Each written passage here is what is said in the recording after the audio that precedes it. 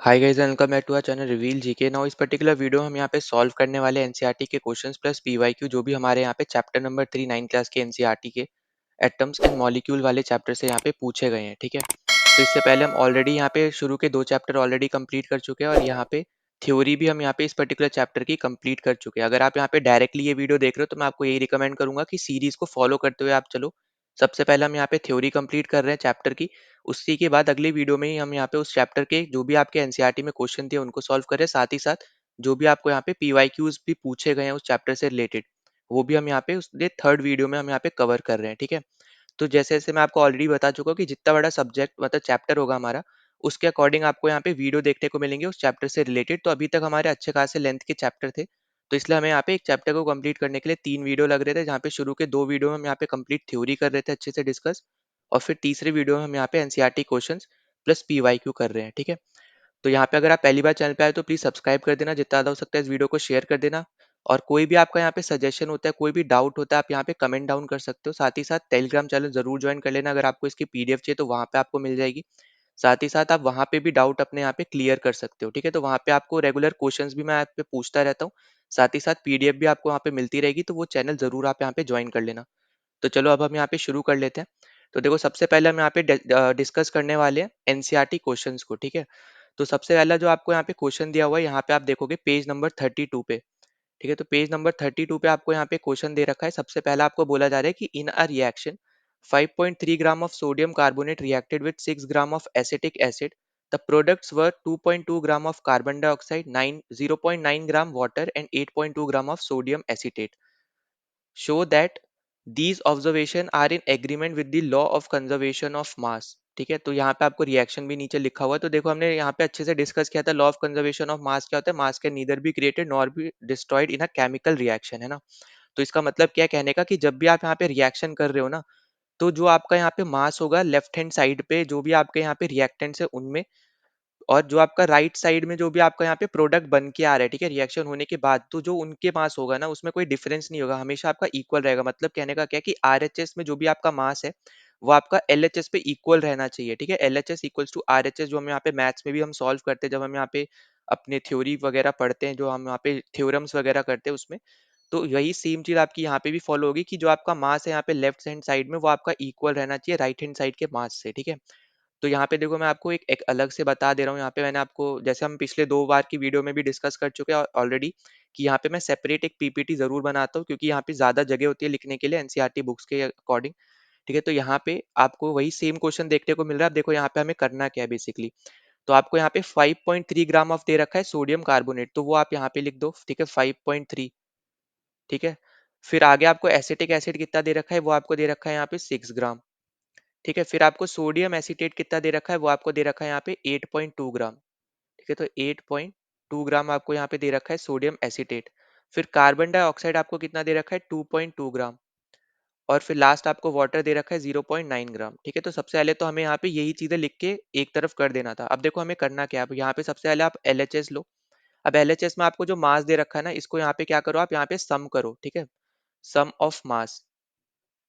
तो यहाँ पे आपको कितना दिख रहा है, यहाँ पे 6 प्लस 5.3 अगर आप करोगे तो ये बनेगा 11.3 ग्राम। ठीक है, तो हमने ये एलएचएस का हमने यहाँ पे मास निकाल लिया। अब हमें क्या करना है, अब हमें नेक्स्ट स्टेप हमारा होना चाहिए आरएचएस का मास निकालना है हमें। तो यहाँ पे भी आप क्या करोगे, यहाँ पे सम करोगे, जितने भी आपको यहाँ पे दे रखे हैं मास निकालोगे। ठीक है, तो 8.2 प्लस 2.2 मतलब कितना हो गया, ये 10.4 हो गया। 10.4 प्लस 9 अगर आप करोगे तो कितना आ जाएगा, यहाँ पे वापस से ये आ जाएगा 11.3 ग्राम। मतलब हम यहाँ पे क्लियरली देख रहे हैं कि हमारा जो एलएचएस है वो हमारा इक्वल है आरएचएस से। ठीक है, तो यहाँ पे मतलब क्या हो गया, कि ये बेसिकली ये जो रिएक्शन आपको दे रखा है, ये लॉ ऑफ कंजर्वेशन ऑफ मास को फॉलो कर रहा है। ठीक है, इसका मतलब क्या है यहाँ पे, कि मास can neither be created nor be destroyed in a chemical reaction. मतलब ये आपका केमिकल रिएक्शन हो रहा था, ना तो यहाँ पे कोई एक नया मास क्रिएट हुआ है, ठीक है, ना ही आपका यहाँ पे कुछ पर्टिकुलर आपका मास डिस्ट्रॉय हुआ है। मतलब कहने का क्या है यहाँ पे, कि जो आपका एलएचएस में मास था ना, उतना ही सेम मास आपको यहाँ पे आरएचएस में ही देखने को मिल रहा है। ना ज्यादा देखने को मिल रहा है, ना ही कम देखने को मिल रहा है। ठीक है, तो ये इंपॉर्टेंट चीज है जो आपको यहाँ पे याद रखनी है, कि एलएचएस पे जो भी मास रहेगा, वो आपका आरएचएस पे जो मास रहेगा उसके इक्वल ही रहना चाहिए। ठीक है, ये आपके लिए यहाँ पे बहुत ज्यादा इंपॉर्टेंट पॉइंट आपके लिए यहाँ पे ये होने वाला है। ठीक है, तो फर्स्ट क्वेश्चन का आंसर क्या है यहाँ पे, कि ये पर्टिकुलर रिएक्शन जो आपको दे रखा है यहाँ पे, ये फॉलो कर रहा है लॉ ऑफ कंजर्वेशन ऑफ मास। आपसे यही यहाँ पे पूछा गया था। ठीक, फिर नेक्स्ट देखो, नेक्स्ट आपको यहाँ पे मैं एनसीईआरटी में भी दिखा दे रहा हूँ। तो नेक्स्ट आपको यहाँ पे दे रखा है hydrogen and oxygen combine in the ratio of 1:8 by mass to form water. What mass of oxygen gas would be required to react completely with 3 gram of hydrogen gas. अब देखो यहाँ पे ये आपको पहले ही दे रखा है, यहाँ पे बुक में भी यहाँ पे मैं ऊपर आपको दिखा दे रहा हूँ. तो यहाँ पे आपको देखने को मिलेगा ये, ठीक है? तो यहाँ पे आपको जो क्वेश्चन दे रखा है ना, तो यहाँ पे इससे रिलेटेड ही आपको दे रखा है कि जब आप वाटर बनाते हो, ठीक है? वाटर बनाने के लिए जो आपको रेशियो चाहिए होता है हाइड्रोजन और ऑक्सीजन का, वो होता है 1:8. ये आपको बुक में ही दे रखा है, ठीक है? इसको ज़रूर याद रख लेना, क्योंकि ये बुक में ही दिया हुआ है तो आपको पता होना चाहिए, ठीक है? तो आपको यहाँ पे 1:8 जो रेशियो होता है, ये तो आपको यहीं पे ही दे रखा है. अब आपको यहाँ पे क्या बोल रहा है बेसिकली कि अगर आपको यहाँ पे आपसे पूछ रहा है कि कितना बेसिकली आपके पास ऑक्सीजन रिक्वायर्ड रहेगा 3 ग्राम ऑफ हाइड्रोजन गैस के लिए, ठीक है? तो यहाँ पे देखो हम क्या करेंगे, सिंपल सी यहाँ पे मैथ लगेगी, बहुत सिंपल सी मैथ. तो देखो आपको यहाँ पे दे रखा है हाइड्रोजन और ऑक्सीजन जो है यहाँ पे वो है 1:8 के फॉर्म में, ठीक है? 1:8 के रेशियो में जब भी आप यहाँ पे क्या बनाओगे, H2O बनाओगे, मतलब यहाँ पे क्या बन रहा है, वाटर, ठीक है? तो यहाँ पे आपको क्या दिया जा रहा है कि आपको 3 ग्राम ऑफ हाइड्रोजन गैस दे दिया, मतलब यहाँ पे आप मल्टीप्लाई कर रहे हो 3 से, तब जाके आपका यहाँ पे 3 आ रहा है ना. मतलब यहाँ पे यही बोला जा रहा है कि क्योंकि जब आप एक बना रहे हो, एक वाटर बना रहे हो, ऐसा मान लो एक वाटर बना रहे हो, ठीक है? तब आपको रेशियो कितना चाहिए हाइड्रोजन और ऑक्सीजन का, 1:8 चाहिए, ठीक है? फिर यहाँ पे आपको बोल रहा है कि आपके पास अब 3 ग्राम ऑफ हाइड्रोजन है, तो उस केस में आपके पास ऑक्सीजन कितना होगा, ठीक है? तो ये आपसे बोला जा रहा है. तो अब यहाँ पे बेसिक मतलब कहने का क्या होगा कि जब आपके पास एक हाइड्रोजन था, तब आपके पास 8 ऑक्सीजन आपको चाहिए था वाटर बनाने के लिए, ठीक है? रेशियो के फॉर्म में. तो वही सेम यहाँ पे बोल रहा है कि जब 3 ग्राम हो गया, मतलब यही एक क्या होगा, 3 में कन्वर्ट हो गया, तो आप यहाँ पे क्या करोगे, यहाँ पे भी तो 3 से मल्टीप्लाई करोगे ना, क्योंकि यहाँ पे जितने का चेंज हो रहा है, यहाँ पे भी उतने का ही चेंज होगा. तो यहाँ पे क्या आ जाएगा ये, तो यहाँ पे आ जाएगा ये 24, ठीक है? तो 3:24 यहाँ पे आएगा. और इसको यहाँ पे आप याद रखना, यहाँ पे आपको काटना वाटना नहीं है, ठीक है? 1:8 ही हो जाएगा, वरना वापस से उसका कोई सेंस नहीं है काटने का, क्योंकि आपसे यहाँ पे क्या पूछ रहा है कि 3 ग्राम ऑफ हाइड्रोजन जब आपको दिया हो, तो कितने ग्राम ऑफ ऑक्सीजन आपको यहाँ पे रिक्वायर्ड रहेगा, वो है आपका आंसर 24 ग्राम, ठीक है? तो 24 ग्राम ऑफ ऑक्सीजन जो है आपको यहाँ पे रिक्वायर्ड रहेगा, यही आपका क्या है, यहाँ पे आंसर है, ठीक है? तो यही आपको यहाँ पे याद रखना है, और इस तरीके से आप यहाँ पे इजीली इसको सॉल्व कर सकते हो रेशियो के फॉर्म में, क्योंकि आपको पहले ही क्वेश्चन में ही दे रखा है उन्होंने कि 1:8 का रेशियो होता है. फिर आपको दे दिया कि 3 ग्राम ऑफ हाइड्रोजन गैस आपको दे दिया है, मतलब यहाँ पे वो एक जो है वो यहाँ पे कन्वर्ट हो जा रहा है 3 में. तो जो यहाँ पे चेंज हाइड्रोजन में हो रहा है, वही सेम चेंज आपको ऑक्सीजन में भी होना चाहिए. तो इसलिए हमने यहाँ पे ऑक्सीजन को भी यहाँ पे 3 से मल्टीप्लाई किया, और वहां पे हमारा आंसर क्या आ गया, 24 ग्राम हमारा यहाँ पे आंसर आ गया. मतलब यहाँ पे 3 ग्राम ऑफ हाइड्रोजन के लिए हमें 24 ग्राम ऑफ ऑक्सीजन चाहिए होगा वाटर बनाने के लिए, ठीक है? तो ये चीज़ आपको यहाँ पे याद रख लेनी है. बहुत सिंपल सा आपका यहाँ पे ये बोल लो, आप रेशियो एंड प्रोपोर्शन जब आप करते हो ना, तो वही सेम तरीका आप यहाँ पे यूज़ कर सकते हो, ठीक है? मैथ्स में जो हम यहाँ पे रेशियो प्रोपोर्शन जब चैप्टर करते हैं, तो उसमें जो यूज़ करते हैं, वैसे ही आप यहाँ पे इसको सॉल्व कर सकते हो. अब नेक्स्ट आपको यहाँ पे क्या बोल रहा है, तो यहाँ पे एनसीईआरटी में ही लेके चलता हूँ वापस. तो नेक्स्ट आपको देखो, हम यहाँ पे अब ये दो क्वेश्चन साथ में करेंगे, ठीक है? तो 3 और 4 बेसिकली आपका दोनों ही डेल्टन एटॉमिक थ्योरी के ऊपर बेस्ड है. तो यहाँ पे आपसे क्या बोल रहा है कि कौन सा पॉस्टुलेट आपका डेल्टन एटॉमिक थ्योरी का ऐसा है जो यहाँ पे लॉ ऑफ कंजर्वेशन ऑफ मास को यहाँ पे बताता है. ये आपको थर्ड क्वेश्चन में बोल रहा है. फोर्थ क्वेश्चन में क्या बोल रहा है कि कौन सा पॉस्टुलेट आपका डेल्टन एटॉमिक थ्योरी का ऐसा है जो आपको यहाँ पे लॉ ऑफ डेफिनाइट प्रोपोर्शन को एक्सप्लेन करता है, ठीक है? अब देखो, लॉ ऑफ डेफिनाइट प्रोपोर्शन यहाँ पे कैसा हो गया, जो अभी हमने यहाँ पे सेकंड क्वेश्चन किया, तो वहीं पे अगर आप एग्जांपल लो, तो वाटर के लिए आपको रेशियो चाहिए हाइड्रोजन ऑक्सीजन का 1:8.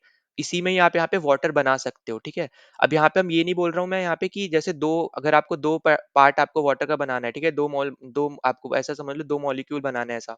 तो उस केस में आपका जो रेशियो होगा वो यहाँ पे ऑब्वियस सी बात है 2:16 हो जाएगा, पर यहाँ पे एट द एंड रेशियो आपका 1:8 रहेगा जब भी आप उसको काटोगे, ठीक है? तो यहाँ पे यही आपको बस याद रखना है कि डेफिनाइट प्रोपोर्शन का मतलब यहाँ पे ये हो गया कि जो भी आपका वहाँ पे कॉन्स्टिट्यूएंट्स यूज हो रहे हैं ना उस मॉलिक्यूल को बनाने के लिए, वो सेम प्रोपोर्शन में यूज होंगे, ठीक है? हमेशा, ठीक है? फिक्स्ड प्रोपोर्शन आपका यहाँ पे यूज होगा, ठीक है? वेरिएबल प्रोपोर्शन नहीं होगा, ठीक है? तो यहाँ पे जो आपका है बेसिकली जो पोस्टुलेट आपका डेल्टन एटॉमिक थ्योरी में ये दोनों ही लॉस को एक्सप्लेन करता है. अब देखो यहाँ पे बहुत अच्छे से हम यहाँ पे थ्योरी पार्ट में इन लॉस को डिस्कस कर चुके हैं. अगर आपने वीडियो नहीं देखा, इसलिए मैं बार बार आपसे यही बोल रहा हूँ कि सबसे पहले थ्योरी को कंप्लीट करो, फिर एनसीईआरटी क्वेश्चंस लगाना, ठीक है? तो यहाँ पे आपको दिखेगा, ये है आपका यहाँ पे सिक्स्थ जो पोस्टुलेट्स है, ठीक है? जहाँ पे आपको बताया जा रहा है the relative number and kinds of atom are constant in a given compound. तो यही आपका पोस्टुलेट है जो बेसिकली इन दोनों ही लॉस को आपको डिफाइन करता है, ठीक है? अब देखो यहाँ पे अगर हम बात करते हैं थर्ड वाले की, ठीक है? तो थर्ड क्वेश्चन आपको यहाँ पे क्या पूछ रहा था कि कौन सा पोस्टुलेट आपका लॉ ऑफ कंजर्वेशन ऑफ मास को फॉलो करता है, वो भी आपका यहाँ पे सिक्स पोस्टुलेट ही है. तो जो सिक्स पोस्टुलेट है बेसिकली ये आपको यही बता रहा है कि जो आपके एटम्स है ना, वो ना तो यहाँ पे एक्स्ट्रा क्रिएट होंगे, ना ही आपके जो बने हुए हैं वो डिस्ट्रॉय होंगे केमिकल रिएक्शन में, ठीक है। जब भी आप केमिकल रिएक्शन करोगे तो ना तो आपका एटम एक्स्ट्रा क्रिएट होंगे, ना ही आपके जो बने हुए हैं वो डिस्ट्रॉय होंगे। तो जो अभी हमने मास पढ़ा था ना कि मास can neither be created nor be destroyed in a chemical reaction, तो वही मास की जगह बस आपको एटम लगा देना है, ठीक है। तो वही सेम पोस्टुलेट आपको यहाँ पे उसके बारे में भी बता रहा है, ठीक है। तो यही बस आपको यहाँ पे याद रखना है कि लॉ ऑफ कंजर्वेशन ऑफ मास को यहाँ पे हमारा ये सिक्स पोस्टुलेट हमारा यहाँ पे बताता है, ठीक है।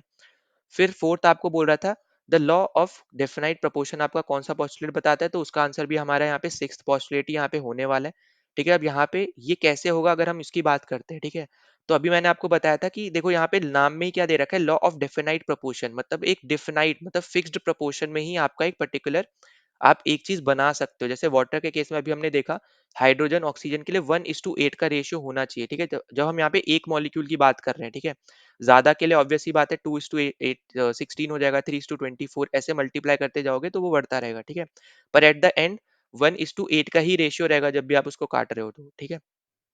तो यहाँ पे इसका मतलब क्या होगा कि डिफिनाइट प्रोपोर्शन की जब भी हम बात कर रहे हैं तो हमें यहाँ पे एक फिक्स्ड रेशियो हमें यहाँ पे मिल रहा है, जो हमें यहाँ पे कॉन्स्टिट्यूएंट्स की वजह से जो आगे जाके आपका मॉलिक्यूल बना रहे हैं। जैसे वाटर के केस में 1:8 ये फिक्स्ड रेशियो है, ठीक है। तो यही आपको बस याद रखना है। तो यही आपको यहाँ पे इसमें भी बताया जा रहा है कि जो द रिलेटिव नंबर यहाँ पे क्या हो गया, रेशियो 1:8 जो हम यहाँ पे वाटर के केस में बात करें वही सेम चीज आप कोई दूसरा भी एग्जाम्पल लोगे तो वहां पे भी फिक्स्ड रेशियो रहने वाला है, ठीक है।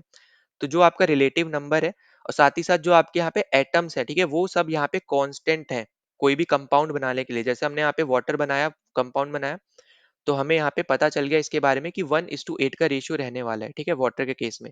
तो वही दूसरा कंपाउंड जब आप बनाओगे यहाँ पे तो उसका जो रेशियो रहेगा ना वो हर एक टाइम पे सेम ही रहेगा, ठीक है। तो इसी से आपका यहाँ पे डेफिनाइट प्रोपोर्शन भी आप यहाँ पे लॉ ऑफ डेफिनाइट प्रोपोर्शन भी आप यहाँ पे इजिली बता सकते हो, ठीक है। तो यहाँ पे मैं ये लिख दे रहा हूँ, तो हमारे यहाँ पे कौन सा पॉस्टुलेट है, सिक्स्थ पॉस्टुलेट है, ठीक है। तो ये वैसे तो मैंने आपको यहाँ पे बुक में ही एक्सप्लेन कर दिया है, पर यहाँ पे मैं क्योंकि ये पीडीएफ भी मैं आपको यहाँ पे टेलीग्राम चैनल पे दूंगा तो इसलिए मैं आपको यहाँ पे ये लिख के दे रहा हूँ, ठीक है। तो सिक्स पोस्टुलेट आपका यहाँ पे होने वाला है, ठीक है। तो यहाँ पे वो कौन सा यहाँ पे होने वाला है लास्ट बार मैं दिखा दे रहा हूँ, वो है आपका the relative number and kinds of atom are constant in a given compound, ठीक है। तो यही आपका यहाँ पे आंसर होने वाला है दोनों ही क्वेश्चंस का। फिर अगर हम यहाँ पे आगे चलते तो आगे आपको यहाँ पे क्वेश्चन देखने को मिलेंगे पेज नंबर 35 पे, ठीक है। तो यहाँ पे आप जाओगे पेज नंबर 35 पे आपको ये दो क्वेश्चन देखने को मिलेंगे, ठीक है। तो सबसे पहले मैं आपको बोला जा रहा है कि एटॉमिक मास यूनिट को आपको डिफाइन करना है। तो यहाँ पे देखो ये क्वेश्चन भी आपको यहाँ पे डायरेक्टली एनसीईआरटी में ही आपको दिया हुआ है, यहाँ पे आप देखोगे, ठीक है। तो यहाँ पे जो है ग्रीन से मार्क कर रखा है ना, यही आपका इसका आंसर होने वाला है। तो एटॉमिक मास बेसिकली आप यहाँ पे क्यों यूज करते हो, ठीक है, पहले यहाँ पे मैं इसमें भी आपको दिखा दे रहा हूँ।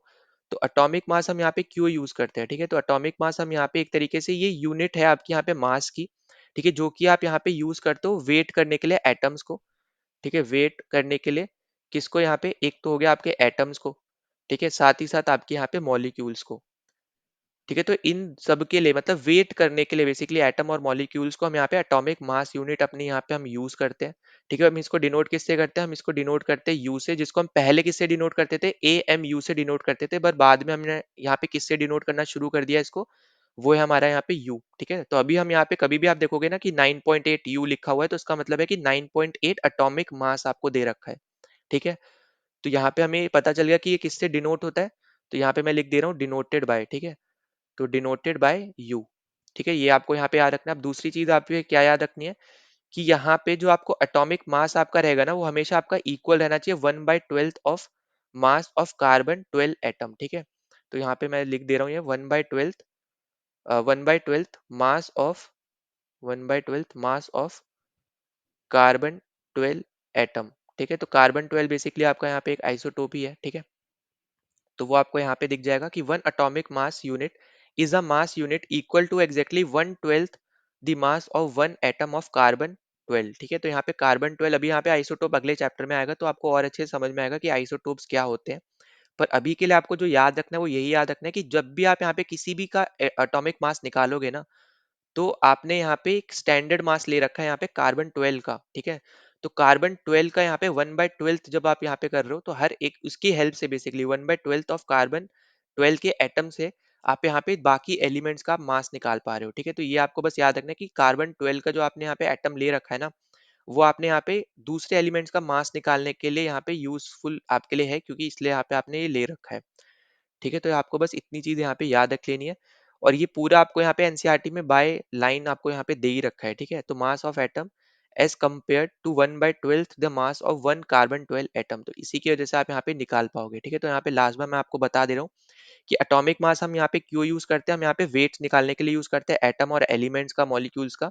ठीक है, और यहाँ पे आप कैसे निकालोगे, तो यहाँ पे आप निकालोगे कि जहाँ पे वन एटॉमिक मास जो है आपका यहाँ पे वो इक्वल रहता है आपका 1/12 मास ऑफ कार्बन 12 एटम से। ठीक है, तो यही आपको यहाँ पे याद रखना है कि 1/12 मास ऑफ कार्बन 12 एटम से आपका one atomic mass unit equal रहता है। ठीक है, तो one atomic mass unit equal रहता है आपका किससे, 1/12 मास ऑफ कार्बन 12 एटम से। अब यहाँ पे ये अलग अलग एलिमेंट्स के लिए आपका यहाँ पे होने वाला है, तो इसलिए हमने यहाँ पे देखा था, ये आपके यहाँ पे कुछ एग्जाम्पल भी दे रखे आते हैं आपको यहाँ पे एलिमेंट का कितना उसका एटॉमिक मास होता है, ये भी आपको यहाँ पे दे रखा था। और ये कैसे निकला ये भी हम अपने अगले चैप्टर में करेंगे, वो भी आपको अच्छे से समझ में आएगा, क्योंकि ये कॉन्सेप्ट आपका आइसोटोप्स के ऊपर यूज्ड है। ठीक है, तो जिसके एक यहाँ पे ऐसा समझ लो कि जिसके आइसोटोप्स नहीं होते हैं उसका तो आप यहाँ पे डायरेक्टली बता सकते हो, पर जिसके आइसोटोप्स हैं, जैसे यहाँ पे आप क्लोरीन देख रहे होगे तो 35.5, अब ये कैसे आया। ठीक है, क्योंकि यहाँ पे इसके आइसोटोप्स होते हैं, तो उसका हम एवरेज लेके अपना यहाँ पे मास लिखते हैं। ठीक है, तो ये आपको यहाँ पे नेक्स्ट चैप्टर हम जब करेंगे तो आपको और अच्छे से समझ में आएंगी ये सब चीजें। ठीक है, तो आई होप कि आपको ये क्वेश्चन तो समझ में आ गया हो कि हम यहाँ पे एएमयू क्या होता है डिफाइन हमने यहाँ पे अच्छे से कर दिया है। ठीक है, फिर नेक्स्ट आपसे बोल रहा है कि why it is not possible to see an atom with naked eyes, तो क्यों हम यहाँ पे एटम्स को अपने आंखों से नहीं देख पाते। ठीक है, बिना कोई टेक्नोलॉजी वगैरह यूज करके, माइक्रोस्कोप वगैरह यूज करके हम यहाँ पे डायरेक्टली अपने आंखों से क्यों नहीं देख पाते, उसका सबसे बड़ा रीजन तो यही है कि वो बहुत ज्यादा टाइनी पार्टिकल्स हैं। ठीक है, बहुत ही ज्यादा क्या है, वो यहाँ पे छोटे हैं। ठीक है, दूसरी चीज वो हम हमेशा इसको किस में मेजर करते हैं, नैनोमीटर्स में हमेशा हम इनको मेजर्स करते हैं। ठीक है, तो नैनोमीटर्स में हम हमेशा इसको क्या करते हैं, यहाँ पे मेजर करते हैं। फिर साथ ही साथ आपको यहाँ पे दूसरी चीज क्या रखनी है कि अगर हम यहाँ पे नोबल गैस की बात नहीं करते हैं, ठीक है, जिसके आपके लास्ट वाला जो शेल होता है कंप्लीटली फिल होता है, उसको क्या बोलते हैं, नोबल गैस बोलते हैं। तो अगर हम यहाँ पे नोबल गैस की बात नहीं करते हैं, तो जो बाकी आपके यहाँ पे होने वाले ना एलिमेंट्स, तो उनके जो एटम होते हैं वो आपके यहाँ पे इंडिपेंडेंटली एग्जिस्ट नहीं करते हैं। ठीक है, तो यहाँ पे मैं लिख भी दे रहा हूँ कि डू नॉट एग्जिस्ट इंडिपेंडेंटली। ठीक है, इंडिपेंडेंटली। ठीक है, तो ये याद रखना है किस केस में, जब भी हम यहाँ पे बात करते हैं यहाँ पे नोबल गैस के अलावा। ठीक है, तो यहाँ पे मैं लिख भी दे रहा हूँ एक्सेप्ट नोबल गैस। ठीक है, नोबल गैसेस। ठीक है, तो इनके अलावा जो भी आपके यहाँ पे रहने वाली हैं चीजें, उन सब के एटम्स को हम यहाँ पे हम क्या देखते हैं कि वो आपके यहाँ पे इंडिपेंडेंटली आप नहीं देखते हो कि वो एग्जिस्ट करते हैं। अब यहाँ पे ये चीज आपको कहाँ दी गई है, तो ये आपको देखने को मिलेगा कि हाउ डू एटम एग्जिस्ट। तो यहाँ पे ये आपको देखने को मिलेगा कि atom of most element are not able to exist independently, atoms form molecules and ions, these molecule and ions aggregate in large number to form matter that we can feel, see and touch. ठीक है, अब यहाँ पे आपको जो first point दे रखा है यहीं से आप समझ पा रहे हो कि एटम्स जो आपके होते हैं वो आपके इंडिपेंडेंटली एग्जिस्ट नहीं करते, मतलब यहाँ पे वो हमेशा एक दूसरे के ऊपर डिपेंड रहेंगे। ठीक है, जो आपके यहाँ पे एटम्स होने वाले, अगर हम यहाँ पे नोबल गैस को हटा देते हैं, उनकी हम बात कर रहे हैं। ठीक है, तो इनकी वजह से यहाँ पे इस पर्टिकुलर इन तीन प्रॉपर्टीज की वजह से हम यहाँ पे इन लोगों को, मतलब इन आपके यहाँ पे एटम्स को हम यहाँ पे क्लियरली अपने आंखों से नहीं देख सकते। ये आपको बस इतनी चीज अपनी यहाँ पे याद रख लेनी है। ठीक है, फिर हमने यहाँ पे ये दो क्वेश्चन डिस्कस कर लिया। अब नेक्स्ट जो आपको यहाँ पे सेट ऑफ क्वेश्चंस देखने को मिलेंगे वो आपको यहाँ पे देखने को मिलेंगे पेज नंबर 39 पे।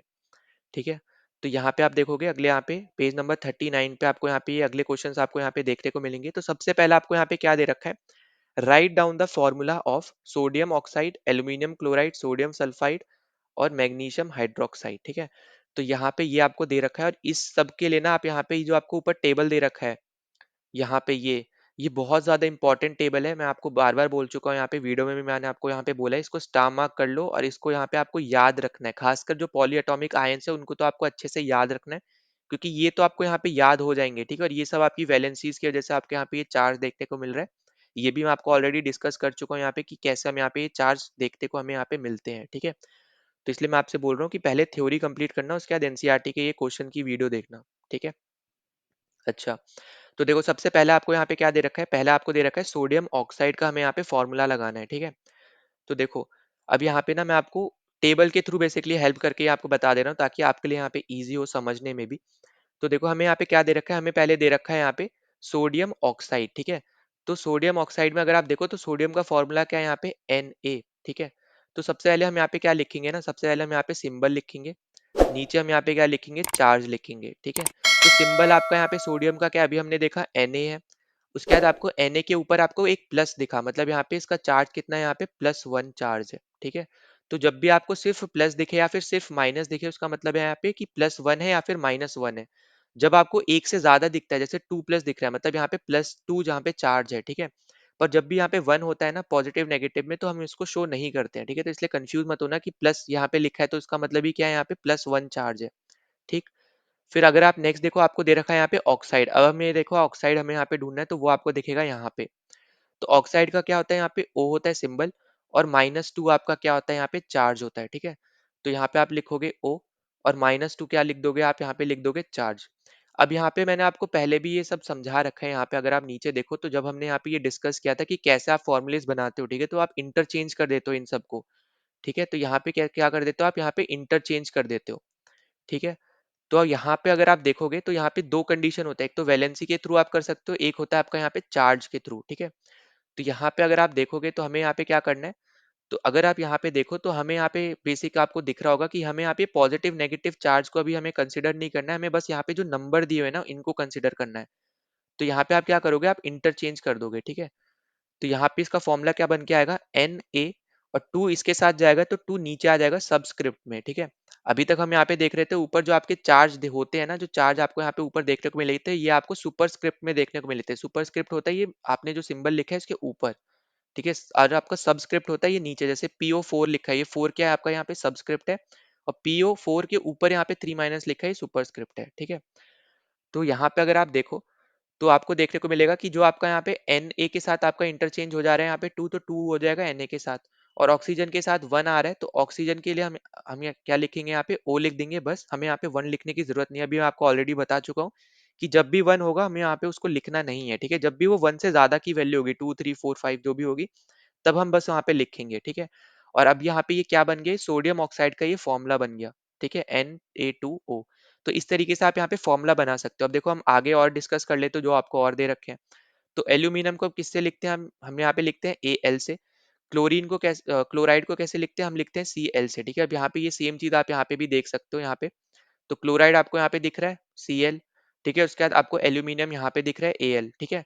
अब उसके बाद आपको यहाँ पे क्या लिखना है, अगला यहाँ पे चार्ज लिखना है। तो चार्ज अभी हमने देखा है Al का क्या होता है, यहाँ पे 3 होता है +3, Cl का -1 होता है। अब वापस आप इसको क्या कर दो, इंटरचेंज कर दो। इंटरचेंज करके आपका क्या बन जाएगा, ये आ जाएगा Al, ठीक है। प्लस माइनस हमें यहाँ पे नहीं देखना है, बार बार मैं आपको बोल रहा हूँ, बस हमें यहाँ पे नंबर देखने हैं, ठीक है। तो Al आप लिख दोगे, 1 इसके साथ मल्टीप्लाई होगा तो कोई मतलब सबस्क्रिप्ट में आएगा, तो 1 लिखने की जरूरत है नहीं। Cl के साथ यहाँ पे 3 आ जाएगा सबस्क्रिप्ट में, तो AlCl3। ये आपका फॉर्मूला किसका हो गया, एल्यूमिनियम क्लोराइड का, ठीक है। तो यहाँ पे मैं ऐसे एरो बना दे रहा हूँ, जिसका भी हम यहाँ पे सॉल्व करते जा रहे हैं। फिर अगला हम लोग यहाँ पे चलते हैं। अगला आपको दे रखा है सोडियम। अभी हमने देखा फॉर्मूला क्या, इसका सिंबल क्या होता है, Na होता है, और सल्फाइड, ठीक है। यहाँ पे सल्फाइड है, ये सल्फाइड है, ठीक है। तो यहाँ पे अगर आप सल्फाइड देखो तो सल्फाइड आपको यहाँ पे किसमें दिख रहा है, यहाँ पे S आपका यहाँ पे सिंबल होता है, ठीक है, S2-। तो यहाँ पे हमने देखा सल्फाइड का सिंबल क्या होता है, S होता है। चार्ज कितना होता है यहाँ पे, प्लस मतलब -2 होता है, या 2- बोल लो, ठीक है। और Na में हमने देखा था इसका क्या होता है, +1 होता है। इसमें भी आप क्या करो, वापस से इंटरचेंज करो। तो 2 इसके साथ आएगा तो क्या बन जाएगा, Na2 बन जाएगा। 1 S के साथ आएगा तो 1 लिखने की जरूरत हमें होती नहीं है, तो Na2S आपका यहाँ पे क्या हो जाएगा, फॉर्मूला हो जाएगा, ठीक है। फिर आगे आपको क्या दे रखा है, यहाँ पे मैग्नीशियम हाइड्रोक्साइड। अब देखो यहाँ पे मैग्नीशियम का फॉर्मूला होता है, यहाँ पे सिंबल होता है बेसिकली Mg। अब यहाँ पे आप देख भी सकते हो, यहाँ पे ये सेम चीज, मैग्नीशियम का क्या सिंबल होता है, Mg, ठीक है। फिर आपको यहाँ पे दे रखा है हाइड्रोक्साइड। हाइड्रोक्साइड का क्या होता है, यहाँ पे OH, ठीक है। तो यहाँ पे आप Mg लिखो एक तरफ लिखो OH, फिर आप नीचे लिखो इसका चार्ज। अब देखो यहाँ पे Mg का चार्ज कितना था, यहाँ पे था 2+, ठीक है। तो यहाँ पे आप लिख दो +2, और OH का क्या था, यहाँ पे -1, ठीक है। तो अब आप यहाँ पे क्या करोगे, वापस से आप यहाँ पे क्या करोगे, इंटरचेंज करोगे। तो यहाँ पे 1 इसके साथ जाएगा तो ये तो बन जाएगा सिंपल Mg, ठीक है। अब ये OH पे ट्वाइस लग रहा है, ठीक है। O2H2 नहीं लिखोगे आप, कैसे लिखोगे, यहाँ पे OH पहले लिखोगे, ठीक है। फिर इसको आप यहाँ पे ब्रैकेट में डालोगे, और बाहर में आप यहाँ पे 2 लिख दोगे, ठीक है। क्योंकि आप यहाँ पे OH आपका एक कंपाउंड है बेसिकली, यहाँ पे आप ऐसे समझ लो जैसे पॉलीएटॉमिक आयंस क्या होते हैं यहाँ पे। जब आपके यहाँ आपको दिख रहा है यहाँ पे हाइड्रोक्साइड किससे बना हुआ है, ऑक्सीजन से बना है, हाइड्रोजन से बना है, तो दो आपके सेपरेट चीजों से आपका यहाँ पे एक हाइड्रोक्साइड बन रहा है, ठीक है। तो वाकई आप यहाँ पे अगर आप देखो इस तरफ में, ये सब आपके यहाँ पे सिंगल से बने हैं, सोडियम का Na है, पोटेशियम का K है, ठीक है, यहाँ पे कोई अलग सी चीज आप यहाँ पे यूज नहीं कर रहे हो। पर यहाँ पे आपको जैसे कार्बोनेट में कार्बन ऑक्सीजन दो आप यहाँ पे यूज कर रहे हो, सल्फाइट में आपका S और O दोनों यूज कर रहे हो, सल्फेट में S और O यूज कर रहे हो, ठीक है। तो सल्फेट, सल्फाइट और सल्फाइड, ठीक है, DE और TE दोनों अलग अलग होते हैं, ठीक है, याद रखना है ये चीज। तो सल्फाइड के केस में सिर्फ सल्फर आप देख रहे हो, पर सल्फाइट के केस में आप यहाँ पे सल्फर भी देख रहे हो और ऑक्सीजन भी देख रहे हो, ठीक है। तो यहाँ पे ये इसलिए आपके पॉलीएटॉमिक आयन पहले भी डिस्कस कर चुके हैं, यहाँ पे आप ऊपर भी देखोगे। तो पॉलीएटॉमिक आयन क्या होता है? Group of atoms carrying a charge is known as polyatomic ion, ठीक है। तो यहाँ पे ये क्या है? ग्रुप ऑफ एटम है। ग्रुप ऑफ एटम कैसे है? यहाँ पे आपको नाइट्रोजन दिख रहा है, हाइड्रोजन दिख रहा है अमोनियम के केस में, तो ये क्या हो गया? ग्रुप हो गया एक, है ना। यहाँ पे सिंगल टाइप का एटम नहीं दिख रहा है आपको, एक ग्रुप में दिख रहा है, दो अलग अलग टाइप के आपको एटम दिख रहे हैं, और साथ ही साथ इनके ऊपर चार्ज भी आपको दिख रहा है, तो इसलिए आपकी ये क्या हो गए? पॉलीएटॉमिक आयंस हो गए, ठीक है। तो ये चीज आपको यहाँ पे याद रखनी है कि पॉलीएटॉमिक आयन क्या होते हैं, ठीक। और इनको जब भी आप यहाँ पे करोगे ना, आप यहाँ पे जैसे ऊपर मैंने आपको एग्जांपल में भी यहाँ पे बता रखा था, नीचे अगर आप देखो तो हमने यहाँ पे ये सॉल्व किए थे यहाँ पे कुछ क्वेश्चंस में, तो आपको यहाँ पे ये देखने को भी मिला था, ठीक है। जैसे यहाँ पे आप देखो यार, ओ OH में जब आप यहाँ पे 2 को डाल रहे हो तो ओ OH ब्रैकेट में जाके कंप्लीट के ऊपर 2 लगेगा, ठीक है। O2H2 नहीं लिखोगे आप उसको, क्योंकि वो ओ OH के ऊपर कंप्लीटली 2 लग रहा है, ठीक है। तो वही सेम चीज आपकी यहाँ पे भी हो रही है, तो यहाँ पे आप क्या लिखोगे? Mg लिखोगे, 1 के साथ जाएगा, 1 लिखने की जरूरत नहीं है, तो Mg रहेगा। OH के साथ 2 जाएगा, आपका इंटरचेंज हो रहा है क्योंकि, तो OH को आप यहाँ पे ब्रैकेट में लिख के फिर आप यहाँ पे नीचे 2 लिख दोगे, ठीक है। तो इस तरीके से आप यहाँ पे फॉर्मूलाज बनाओगे, हमने अच्छे से पहले भी डिस्कस कर चुके हैं अपने यहाँ पे थ्योरी क्लासेस में, ठीक। फिर ना हम अगले चलते क्वेश्चन पे चलते हैं। तो अगला क्वेश्चन आपको बोल रहा है कि write down the names of the compound represented by the following formulas. अब आपको यहाँ पे फॉर्मूलाज दे रखे हैं, अब आपको यहाँ पे नाम बताना है, ठीक है। तो ये भी आप यहाँ पे यूज कर सकते हो, यहाँ पे यही टेबल्स को, ठीक है। तो यहाँ पे हम देखो, यहाँ पे मैंने लिख रखा है पहले आपको समझाने के लिए। तो अभी हमने यहाँ पे देखा था, जब हम यहाँ पे लिखते हैं तो Al, और इसका क्या होता है? यहाँ पे +3 होता है, और SO4 जो है यहाँ पे बेसिकली वो क्या होता है? आपका सल्फेट होता है, ठीक है। तो इसका होता है यहाँ पे -2। तो अभी हमने देखा था कि आप यहाँ पे फॉर्मूला कैसे बनाते हो? इंटरचेंज करके। तो आपका यहाँ पे क्या फॉर्मूला बनेगा? Al2, और SO4 पे फिर आप यहाँ पे कंप्लीट पे यहाँ पे थ्राइस लगाते हो, ठीक है। तो यही फॉर्मूला आपको यहाँ पे दे रखा है। अब आपको यहाँ पे बस इस तरीके से आप यहाँ पे इसको सेपरेट करना बस आपको आना चाहिए। अब उसके बाद आपका यहाँ पे आंसर क्या बनेगा? यहाँ पे ये आएगा आपका यहाँ पे एल्यूमिनियम, ठीक है। Al होता है आपका एल्यूमिनियम, और एल्यूमिनियम और फिर आपका SO4 होता है आपका यहाँ पे सल्फेट, ठीक है। इसलिए मैंने आपको यहाँ पे बोला है कि ये जो आपका टेबल है ना, ये आपको यहाँ पे हमेशा याद रखना है कि क्या आपके यहाँ पे नाम होते हैं, उसको क्या सिंबल से रिप्रेजेंट करते हैं, या फिर क्या सिंबल आपको दे रखे हैं उसको किस नाम से रिप्रेजेंट करते हैं, ठीक है। तो यही बस आपको यहाँ पे याद रख लेने अच्छे से, ठीक। साथ ही साथ जो आपको यहाँ पे नाम बनाओगे ना आप, तो उस केस में आपको ये रूल्स हमेशा याद रखने कि जब भी आपको यहाँ पे, जैसे यहाँ पे आपको देखने को मिलेगा, आपको एल्यूमिनियम जो होता है आपका यहाँ पे मेटल होता है, ठीक है। तो जब भी आपको फॉर्मूले में आपको यहाँ पे मेटल दे रखा है ना, तो उसका नाम आप हमेशा पहले लिखोगे, ठीक है। एल्यूमिनियम सल्फेट लिखोगे, ना कि आप यहाँ पे सल्फेट एल्यूमिनियम लिखोगे, ठीक है। तो ये हमेशा याद रखना कि जब भी आपको मेटल दे रखा होगा ना यहाँ पे फॉर्मूले में, तो आप हमेशा मेटल का नाम पहले लिखोगे, ठीक है। इसलिए हमने यहाँ पे एल्यूमिनियम सल्फेट लिखा है। फिर अगर आप नेक्स्ट पे देखोगे तो सी ए देखो, सी ए आपका यहाँ पे क्या होता है? वो होता है आपका यहाँ पे कैल्शियम।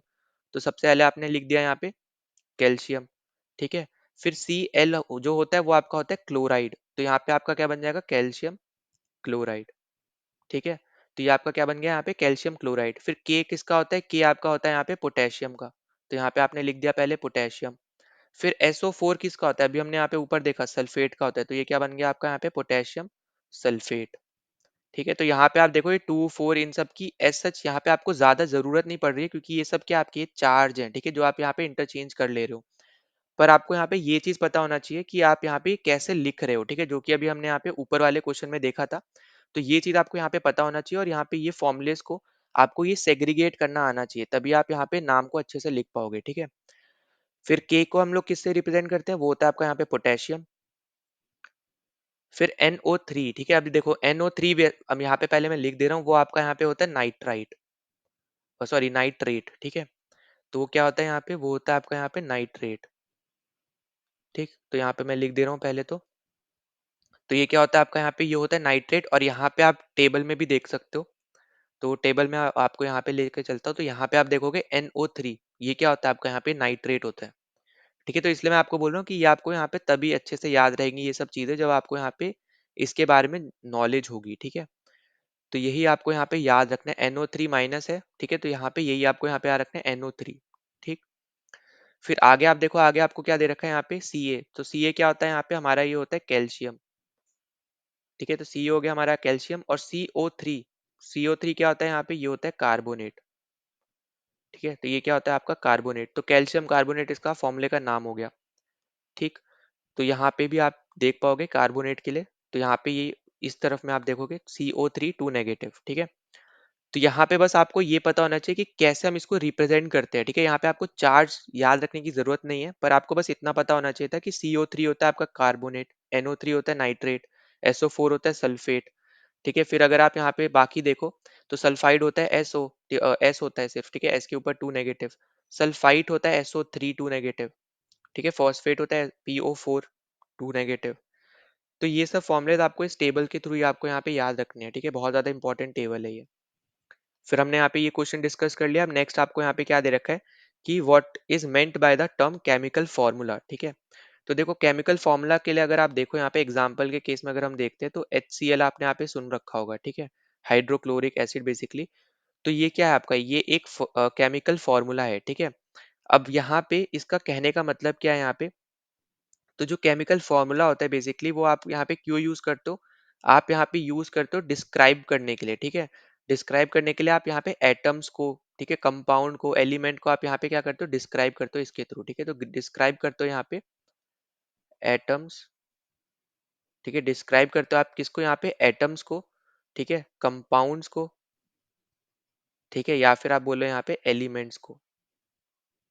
ठीक है, तो अब यहाँ पे देखो एलिमेंट, अगर हम यहाँ पे बात करते हैं एटम की, तो यहाँ पे आप दिख रहा होगा आपको यहाँ पे कि हाइड्रोजन का एक ही एटम है। ठीक है, फिर आपका क्लोरीन का भी क्या है, यहाँ पे एक ही एटम है। ठीक, अगर वहीं पे अगर हम बात करते हैं H2O की, तो यहाँ पे जो एटम आपको दिख रहा है ना, तो हाइड्रोजन के यहाँ पे कितने एटम है, 2 एटम है। ठीक है, मतलब 2 एटम है यहाँ पे किसके, हाइड्रोजन के। ठीक है, और एक एटम है आपका यहाँ पे ऑक्सीजन का। ठीक, तो यहाँ पे ये एटम आप इस तरीके से फाइंड आउट करते हो, वो आप निकाल सकते हो केमिकल फॉर्मूला के हेल्प से। ठीक है, एटम्स आप इजीली यहाँ पे निकाल सकते हो। फिर कंपाउंड एलिमेंट आप बेसिकली यहाँ पे रिप्रेजेंट ही करो कि यहाँ पे उसको किस तरीके से लिखा जाता है। ठीक है, तो यहाँ पे आप इस तरीके से आप इसको समझ सकते हो, ये आपके क्या है, यहाँ पे ये केमिकल सिंबल्स हैं। ठीक है, तो यहाँ पे क्या रखना है यहाँ पे कि ये आपके क्या है, यहाँ पे केमिकल सिंबल्स हैं। ठीक है, तो जैसे आप हाइड्रोजन को H लिखते हो, क्लोरीन को Cl लिखते हो, तो यहाँ पे आपके क्या है, ये सब केमिकल सिंबल्स के क्या है, यहाँ पे ये कलेक्शन। ठीक है, केमिकल सिंबल्स के आपके यहाँ पे ये क्या है, कलेक्शन है। ठीक है, और यहाँ पे ये भी याद रखना कि हर एक चीज को लिखने के लिए आप या तो एक लेटर यूज कर रहे हो या फिर आप 2 लेटर यूज कर रहे हो। अब जैसे एक लेटर के लिए अभी हमने देखा, हाइड्रोजन लिखोगे H से लिखोगे, ऑक्सीजन लिखोगे O से लिखोगे, ब्रोमीन लिखते हो Br से लिखते हो, क्लोरीन लिखते हो तो Cl से लिखते हो। है ना, तो या तो आप एक लेटर से रिप्रेजेंट कर रहे हो या फिर 2 लेटर से रिप्रेजेंट कर रहे हो केमिकल फॉर्मूलाज में। ठीक है, तो ये केमिकल फॉर्मूलाज आप इस तरीके से भी रिप्रेजेंट करते हो। ये सब डिफरेंट डिफरेंट आपके यहाँ पे पॉइंट्स हो गए केमिकल फॉर्मूला से रिलेटेड। ठीक है, पहले हमने डिस्कस किया क्या होता है केमिकल फॉर्मूला, क्या डिस्क्राइब करता है, उसके बाद एटम्स कैसे डिस्क्राइब करता है ये हमने देखा, फिर कंपाउंड यहाँ पे जैसे ये दे रखा है। ठीक है, फिर आपका यहाँ पे साथ ही साथ H और Cl अलग अलग आपके यहाँ पे ये है, तो H आप यहाँ पे 1 लेटर से भी आप यहाँ पे डिस्क्राइब करते हो, 2 लेटर से भी डिस्क्राइब करते हो यहाँ पे। ठीक है, केमिकल आपकी जो सिंबल्स होते हैं, और केमिकल सिंबल्स के कलेक्शन को हम क्या बोलेंगे, केमिकल फॉर्मूला बोलेंगे। ठीक है, फिर हम यहाँ पे अगले क्वेश्चन पे चलते हैं। तो अगला क्वेश्चन आपको यहाँ पे क्या दे रखा है, आपको अब यहाँ पे how many atoms are present in, आपको यहाँ पे बताने कि कितने एटम आपके यहाँ पे प्रेजेंट है। अभी मैंने आपको यहाँ पे बताया किस तरीके से निकालोगे। तो देखो H2S में हाइड्रोजन के कितने एटम है, 2, है ना, सल्फर के कितने एटम है यहाँ पे, 1। ठीक है, सल्फाइड बोल लो आप यहाँ पे। ठीक है, तो यहाँ पे अगर आप देखोगे तो सल्फाइड के कितना है यहाँ पे, एस से रिप्रेजेंट करते हैं हम लोग यहाँ पे। ठीक है, तो यहाँ पे कितना हो गया, एक एटम है, हाइड्रोजन के 2 एटम है, तो ओवरऑल कितने एटम हो गए यहाँ पे, 3 एटम्स हो गए।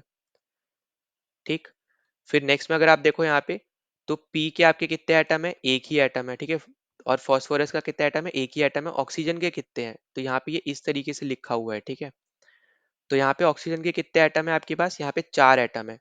तो यहाँ पे इसको ऐड करो, यहाँ पे ओवरऑल कितने एटम हो गए, यहाँ पे टोटल हो गए 5 एटम। ठीक है, तो इस तरीके से आप यहाँ पे एटम्स को निकाल सकते हो। बस यहाँ पे आपको जो नंबर दिख रहे हैं वही बेसिकली क्या है, आपके नंबर ऑफ एटम्स है। जहाँ पे नंबर नहीं दिख रहा है उसका मतलब है कि एक एटम प्रेजेंट है, जहाँ पे एक से ज्यादा नंबर दिख रहा है, 2 3 4 ऐसे, तो उतने ही नंबर ऑफ एटम आपके यहाँ पे प्रेजेंट है उसमें। ठीक है, और सबको ऐड करोगे तो ओवरऑल टोटल आपके पास एटम उसका आंसर आ जाएगा। नाउ आगे चलते हैं, तो आगे आपको क्वेश्चन देखने को मिलेगा यहाँ पे पेज नंबर 40 पे, ठीक है। तो यहाँ पे आप पेज नंबर 40 देख पाओगे, तो यहाँ पे आपको ये दो सेट ऑफ क्वेश्चंस आपको देखने को मिलेंगे। तो सबसे पहले आपको यहाँ पे बोल रहा है आपको मॉलिक्यूलर मास बेसिकली आपको यहाँ पे कैलकुलेट करना है, ठीक है। तो यहाँ पे आपको ऑलरेडी बता चुका हूँ, इसमें आप क्या यूज करोगे, एटॉमिक मास आप बेसिकली यहाँ पे यूज करोगे। तो इसलिए हम यहाँ पे सबसे पहले तो आपको जो टेबल दे रखा है ना वहाँ पे चलते हैं, ठीक है। तो यहाँ पे आपको इजीली समझाने के लिए सबसे पहले हम यहाँ पे टेबल पे चलते हैं, जो आपको यहाँ पे एटॉमिक मास से रिलेटेड दे रखा है। तो यहाँ पे आप देख पाओगे ये आपको टेबल दे रखा है, ठीक। अब देखो सबसे पहले आपको यहाँ पे क्या दे रखा है, आपको यहाँ पे हाइड्रोजन का बेसिकली H2 का यहाँ पे मॉलिक्यूलर मास निकालना है, ठीक है। हाइड्रोजन का नहीं, H2 का निकालना है, ठीक। तो यहाँ पे याद रखो कि ये इस तरीके से लिखे हुए हैं, ठीक है। तो इस तरीके से यहाँ पे ये लिखे हुए हैं। तो देखो अभी हमने यहाँ पे ऊपर देखा था टेबल पे कि आपका यहाँ पे एटॉमिक मास हाइड्रोजन का क्या होता है, 1 होता है, ठीक। पर आपको यहाँ पे दिख रहा है कि इसके एटम कितने हैं, यहाँ पे 2 एटम प्रेजेंट है। तो मतलब आप यहाँ पे क्या करोगे, दो आपके एटम प्रेजेंट है, एटॉमिक मास कितना होता है, 1 होता है। तो यहाँ पे आपका आंसर कितना आ गया, यहाँ पे 2 आ गया, ठीक है।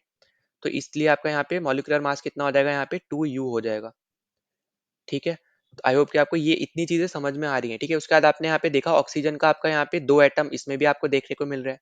एटॉमिक मास आपको होता है यहाँ पे 16, ठीक है। यहाँ पे मैं दिखा दिखा भी दे रहा हूँ। तो यहाँ पे आपको ऑक्सीजन का एटॉमिक मास कितना होता है, 16 होता है। तो यहाँ पे क्या हो जाएगा, यहाँ पे ओवरऑल हो जाएगा यहाँ पे 32U। फिर अगर आप देखोगे यहाँ पे क्लोरीन 2, ठीक है। तो क्लोरीन आपको भी यहाँ पे 2 एटम देखने को मिल रहे हैं। इसका एटॉमिक मास होता है 35.5। तो ये ओवरऑल कितना हो जाएगा, 71U हो जाएगा, ठीक है। तो इसमें आपका कहने का मतलब क्या है यहाँ पे इस क्वेश्चन का बेसिकली कि आपको एटॉमिक मास अच्छे से पता होने चाहिए, ठीक है। एटॉमिक मास से ही आप यहाँ पे मॉलिक्यूलर मास निकाल सकते हो, और एटॉमिक मास आपके लिए यहाँ पे बहुत ज्यादा इंपॉर्टेंट है, ठीक है। तो यहाँ पे हमने ये चीजें डिस्कस कर ली। अभी हमने देखो ऊपर नंबर ऑफ एटम्स निकाला था, इसीलिए आपको उसके बाद ये क्वेश्चन दिया गया है, क्योंकि अब आपको नंबर ऑफ एटम्स निकालना आ गया है कि कैसे निकालते हैं। तो इसलिए आपको यहाँ पे ये क्वेश्चन दिया है जहाँ पे आपको नंबर ऑफ एटम्स भी यूज हो रहा है, साथ ही साथ एटॉमिक मास का कॉन्सेप्ट भी यहाँ पे यूज हो रहा है। दोनों को मल्टीप्लाई करके आपका मोलर मास आ रहा है, ठीक है। तो यही आपको यहाँ पे याद रखना है। अब उसके बाद देखो आगे की 3 आपको और दे रखे हैं, जो आगे आपको दे रखा है CO2। अब देखो यहाँ तक जो अभी हमने देखा था, यहाँ पे सिंगल सिंगल थे, मतलब हाइड्रोजन था, ऑक्सीजन था, क्लोरीन था। पर इस केस में आपका यहाँ पे कार्बन डाइऑक्साइड में कार्बन भी है और ऑक्सीजन भी है, ठीक है। तो यहाँ पे इस तरीके से लिखा गया है। तो कार्बन में आप यहाँ पे देखोगे एक भी एटम नहीं है, मतलब एक एटम है, उससे ज्यादा नहीं है बेसिकली, ठीक है। तो जब आपका एक ही एटम प्रेजेंट है, तो आप बस इसका यहाँ पे क्या लिखोगे, आप यहाँ पे बस इसका एटॉमिक मास लिख दोगे, जो कि आपका होता है यहाँ पे 12। अब इसको मल्टीप्लाई 1 करने की जरूरत नहीं है, क्योंकि वो मल्टीप्लाई 1 करने पे भी वो 12 ही आना है। तो यहाँ पे आप मल्टीप्लाई ना भी करो, वो भी चल जाएगा, ठीक है। आपको मल्टीप्लाई तब करना है जब वो एक से ज्यादा की वैल्यू, जैसे ऑक्सीजन में आपको यहाँ पे आप दिख रहा है कि यहाँ पे आपको 2 एटम दे रखे हैं, और यहाँ पे आपका जो एटॉमिक मास होता है वो होता है 16, अभी हमने ऊपर देखा भी था। तो आपका यहाँ पे ये आंसर कितना बन जाएगा, ये आपका बन जाएगा यहाँ पे 44U, ठीक है। यहाँ पे आप ऐड कर दोगे 16 इंटू 2 प्लस 12 कर दोगे, 12 आपका कार्बन का है, 2 इंटू 16 आपका ऑक्सीजन का है। फिर यहाँ पे लिखा हुआ है कुछ इस तरीके से CH4। तो अभी कार्बन का अभी हमने देखा यहाँ पे कोई भी एटम और नहीं दे रखा है, एक ही एटम है, तो 12 लिखोगे सिर्फ, ठीक है। फिर आपका हाइड्रोजन दे रखा है, तो हाइड्रोजन के एटम कितने हैं, 4। और आपका यहाँ पे हाइड्रोजन का एटॉमिक मास कितना होता है, वो होता है आपका यहाँ पे 1। तो यहाँ पे 12 प्लस 4 कितना हो जाएगा, यहाँ पे 16, ठीक।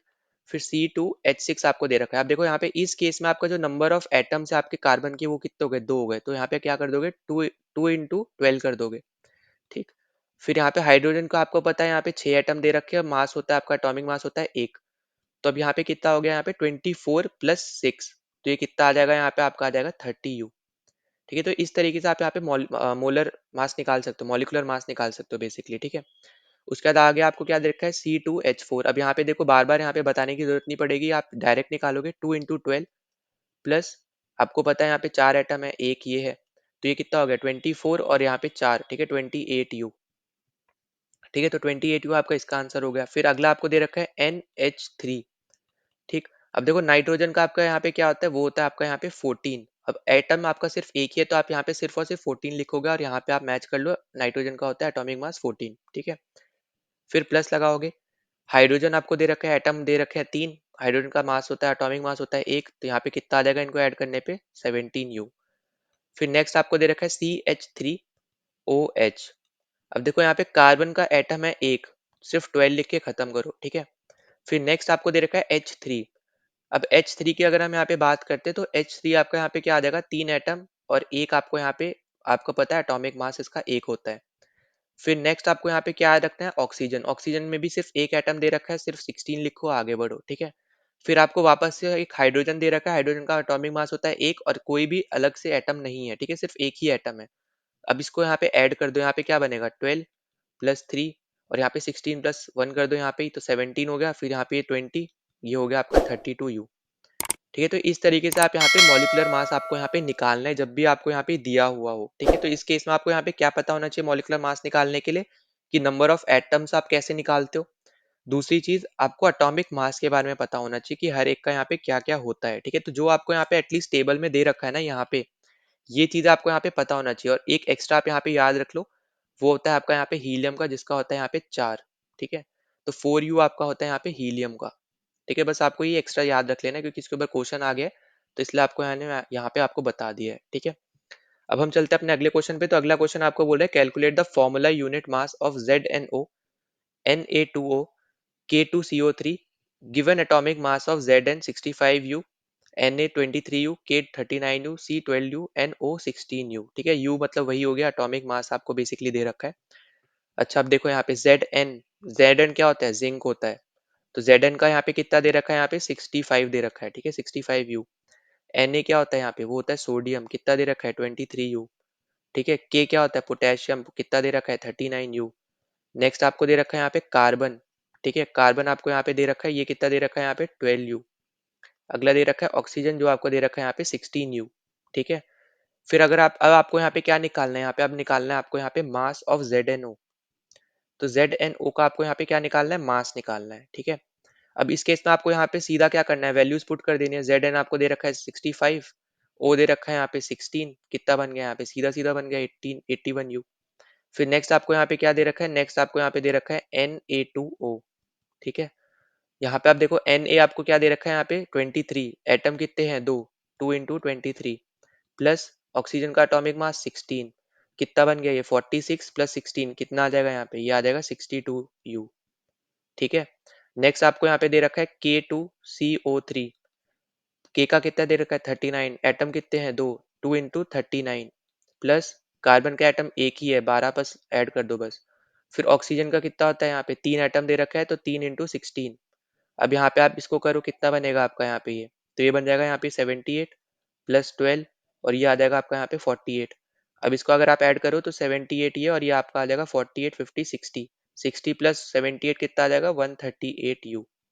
ठीक है, तो इस तरीके से आप यहाँ पे निकाल सकते हो, कुछ भी नहीं था इस क्वेश्चन में। ठीक है, सिंपल वही सेम कॉन्सेप्ट यूज हो रहा था जो अभी हमने यहाँ पे ऊपर वाले क्वेश्चन में यूज किया है। ठीक, तो देखो हमने यहाँ पे ये वाले जो दो क्वेश्चन आपको दे रखे थे, तो ये भी हमने यहाँ पे अच्छे से डिस्कस कर लिए। ठीक है, जो हमने यहाँ पे ये दो क्वेश्चन आपको दे रखे थे। फिर अब हम आगे चलते हैं, तो आगे आप देखोगे तो आगे आपको यहाँ पे दे रखा है पेज नंबर 42 पे। ठीक है, तो यहाँ पे हम चलते हैं अपने स्लाइड पे ही। तो यहाँ पे आपको क्या दे रखा है कि if 1 mole of carbon atom weight 12 gram, what is the mass in gram of 1 atom of carbon. ठीक है, अब देखो यहाँ पे आपको दे रखा है 1 मोल ऑफ कार्बन, हम यहाँ पे सी से लिख दे रहा हूँ मैं सिर्फ। ठीक है, तो यहाँ पे किसका वेट कितना है, यहाँ पे इसका वेट है यहाँ पे 12 ग्राम। ठीक है, और यहाँ पे जो 1 मोल ऑफ कार्बन एटम होता है, 1 मोल ऑफ कार्बन एटम, हमने यहाँ पे एवोगैड्रो नंबर पढ़ा था, तो वो यहाँ पे कितना आता है 6.022 इंटू 10⁻23। ठीक है, ये आपका होता है यहाँ पे 1 मोल ऑफ कार्बन एटम। ठीक, अब आपको यहाँ पे क्या निकालना है, अब आपको यहाँ पे निकालना है molecular mass of carbon atom, आपको यहाँ पे दे रखा है 12 ग्राम। ठीक है, अब आपको यहाँ पे क्या निकालना है, मास निकालना है। तो मास ऑफ 1 कार्बन एटम, ठीक है, 1 कार्बन एटम कितना होगा यहाँ पे, तो आप सिंपली जो आपको ऊपर दे रखा है यहाँ पे मास, ठीक है 12 दे रखा है आपको बेसिकली यहाँ पे वेट।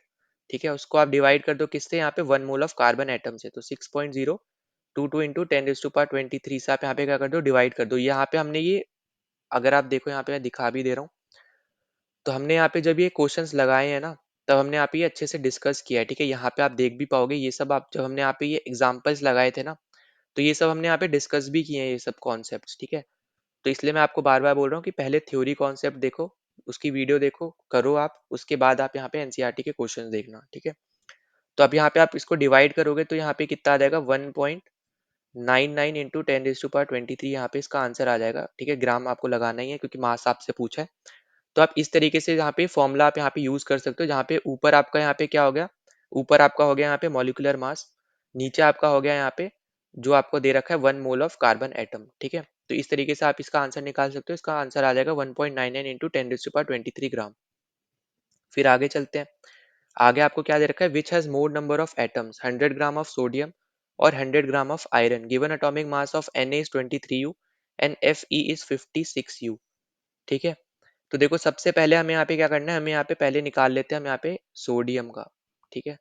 तो देखो अगर हम सोडियम का निकालते हैं तो हमें यहाँ पे क्या दे रखा है, हमें सबसे पहले तो दे रखा है यहाँ पे मोलर मास, हमें यहाँ पे दे रखा है, ठीक है। तो मोलर मास ऑफ सोडियम हमें क्या दे रखा है यहाँ पे, 23 दे रखा है, ठीक है। फिर एवोगैड्रो नंबर हमें यहाँ पे पता ही है 6.022 होता है इंटू 10⁻23 होता है, ठीक। और हमें यहाँ पे क्या पूछा गया, बेसिकली हमें यहाँ पे पूछा है कि किस में यहाँ पे नंबर ऑफ एटम ज्यादा होंगे, ठीक है। तो उस केस में हमारे यहाँ पे क्या फॉर्मूला बनेगा, यहाँ पे capital N equals to given mass, given mass हम अपना यहाँ पे कितना है, यहाँ पे 23 अपॉन में आप क्या करोगे यहाँ पे molar mass, sorry given mass अपना यहाँ पे क्या है, जो हमें दे रखा है यहाँ पे 100 ग्राम, 100 ग्राम को आप 6.022 से आप मल्टीप्लाई करोगे, ठीक है। तो गिवन मास कितना है यहाँ पे 100 इंटू 6.022 इंटू 10⁻23 और मोलर मास हमें पता है यहाँ पे 23, ठीक है। तो यहाँ पे इसको डिवाइड जब आप करोगे तो ये आपका आंसर बनेगा यहाँ पे 26.18 इंटू 10⁻23 एटम्स, ठीक है। तो ये आपका यहाँ पे आंसर बनेगा। ये क्वेश्चन तो हम यहाँ पे कर भी चुके हैं, यहाँ पे अगर आप देखो तो ये आपको इस तरीके से दिख भी रहा है सीधा सीधा, ठीक है। तो यहाँ पे हम ये ऐसे कॉन्सेप्ट वाले क्वेश्चन कर चुके हैं जहाँ पे आपको नंबर ऑफ एटम्स निकालने थे, ठीक है। तो यहाँ पे भी अगर आप देखो तो यहाँ पे सब इसी इसी के ऊपर बेस्ड है बेसिकली, ठीक है। यहाँ पे क्लियरली देखोगे given mass into Avogadro number upon molar mass, वही सेम चीज हम यहाँ पे भी कर रहे हैं, ठीक है, एटम्स को निकालने के लिए। अब यहाँ पे नेक्स्ट आपका हो जाता है यहाँ पे आयरन, ठीक है। तो आयरन के लिए अब हम यहाँ पे फॉर्मूला तो है ना आपको ऑलरेडी बताया, अब डायरेक्ट हम यहाँ पे वैल्यू पुट कर लेते हैं जो आपको यहाँ पे पता होना चाहिए। यहाँ पे आपको दे रखा है 100 ग्राम, ठीक है, आयरन का इंटू 6.022 इंटू 10⁻23 और नीचे आपको मोलर मास आपको यहाँ पे क्या दे रखा है, वो है आपका यहाँ पे 56, ठीक है। यहाँ पे आपको दे ही रखा है, जैसे 23 यहाँ दिया है 56, ठीक है। इसको आप यहाँ पे डिवाइड करोगे कितना बनेगा, तो ये बनेगा 10.75 इंटू 10⁻23 एटम्स, ठीक है। तो ये आप यहाँ पे डिवाइड कर सकते हो, ये आपका यहाँ पे आंसर बनेगा। तो यहाँ पे आप क्लियरली देखोगे कि जो आपका यहाँ पे एटम्स प्रेजेंट है Na में, ठीक है, 100 ग्राम ऑफ Na में वो आपका क्या है, ज्यादा है, ठीक है। तो ये आपको यहाँ पे याद रखना है कि Na का जो यहाँ पे 100 ग्राम रहेगा ना, 100 ग्राम ऑफ Na में आपका ज्यादा है as compare to 100 gram of iron, ठीक है। तो यहाँ से आप निकाल सकते हो नंबर ऑफ एटम्स के हेल्प से, ठीक है। तो ये आपको यहाँ पे इस तरीके से आप यहाँ पे सॉल्व करोगे, बस बेसिक आपको यहाँ पे ये फॉर्मूला पता होना चाहिए जब भी आपको यहाँ पे ये नंबर ऑफ एटम्स वगैरह यहाँ पे निकालना है, ठीक है। फिर हम आगे चलते हैं। आगे आपको क्या दे रखा है, तो आगे आपको यहाँ पे दे रखा है कि 0.24 ग्राम ऑफ सैंपल। तो यहाँ पे पहले मैं दिखा के चलता हूँ, ठीक है। तो हम लोग यहाँ पे हम अपनी एक्सरसाइज पे आ गए हैं, ठीक। तो यहाँ पे आपको दे रखा है कि 0.24 gram of sample of compound of oxygen and boron was found by analysis to contain 0.096 gram of boron and 0.144 gram of oxygen. Calculate the percentage composition of the compound by weight. ठीक। अब यहाँ पे देखो direct आपको क्या लगाना है, यहाँ पे कुछ कुछ चीजें बस आपको यहाँ पे पता होना चाहिए, फिर उसके बाद बस आपको यहाँ पे फॉर्मूला लगाना है। तो देखो सबसे पहली चीज जो आपको यहाँ पे पता होना चाहिए कि आपको यहाँ पे मास ऑफ सैंपल दे रखा है, ठीक है। यहाँ पे आपको क्या दे रखा है, 0.24 आपको यहाँ पे ये दे रखा है मास ऑफ सैंपल, ठीक है। पहला आपको यहाँ पे ये चीज दे रखी है, यहीं पे मैं लिखते हुए चल रहा हूँ, ठीक है। फिर नेक्स्ट अगर आप देखोगे तो यहाँ पे आपको देखने को मिल रहा है 0.096 ग्राम, ये आपको क्या दे रखा है, मास ऑफ बोरॉन, ठीक है। यहाँ पे क्या दे रखा है, मास ऑफ बोरॉन। फिर नेक्स्ट अगर आप देखोगे तो आपको दे रखा है यहाँ पे 0.144 ग्राम, ये आपको दे रखा है मास ऑफ ऑक्सीजन, क्या दे रखा है यहाँ पे, ये मास ऑफ ऑक्सीजन दे रखा है, ठीक है। तो ये तीन चीजें तो आपको यहाँ पे क्लियरली दिख रही है आपको जो दे रखी है। अब आपसे बोला जा रहा है कि परसेंटेज कॉम्पोजिशन ऑफ कंपाउंड आपको यहाँ पे कैलकुलेट करना है, ठीक है। तो इस केस में आप क्या करोगे यहाँ पे, तो यहाँ पे आप सबसे पहले तो आप निकालोगे यहाँ पे परसेंटेज, ठीक है, परसेंटेज ऑफ बोरॉन। सबसे पहले क्या निकालोगे आप, परसेंटेज ऑफ बोरॉन। वो किस तरीके से आप निकालोगे यहाँ पे, तो आपको निकालना है यहाँ पे मास ऑफ बोरॉन, जो आपको ऊपर दे ही रखा है, ठीक है, मास ऑफ बोरॉन। और अपॉन में आप क्या आ जाएगा यहाँ पे, ये आ जाएगा मास ऑफ कंपाउंड, ठीक है। तो मास ऑफ कंपाउंड जो है आपका यहाँ पे दे रखा है 0.24।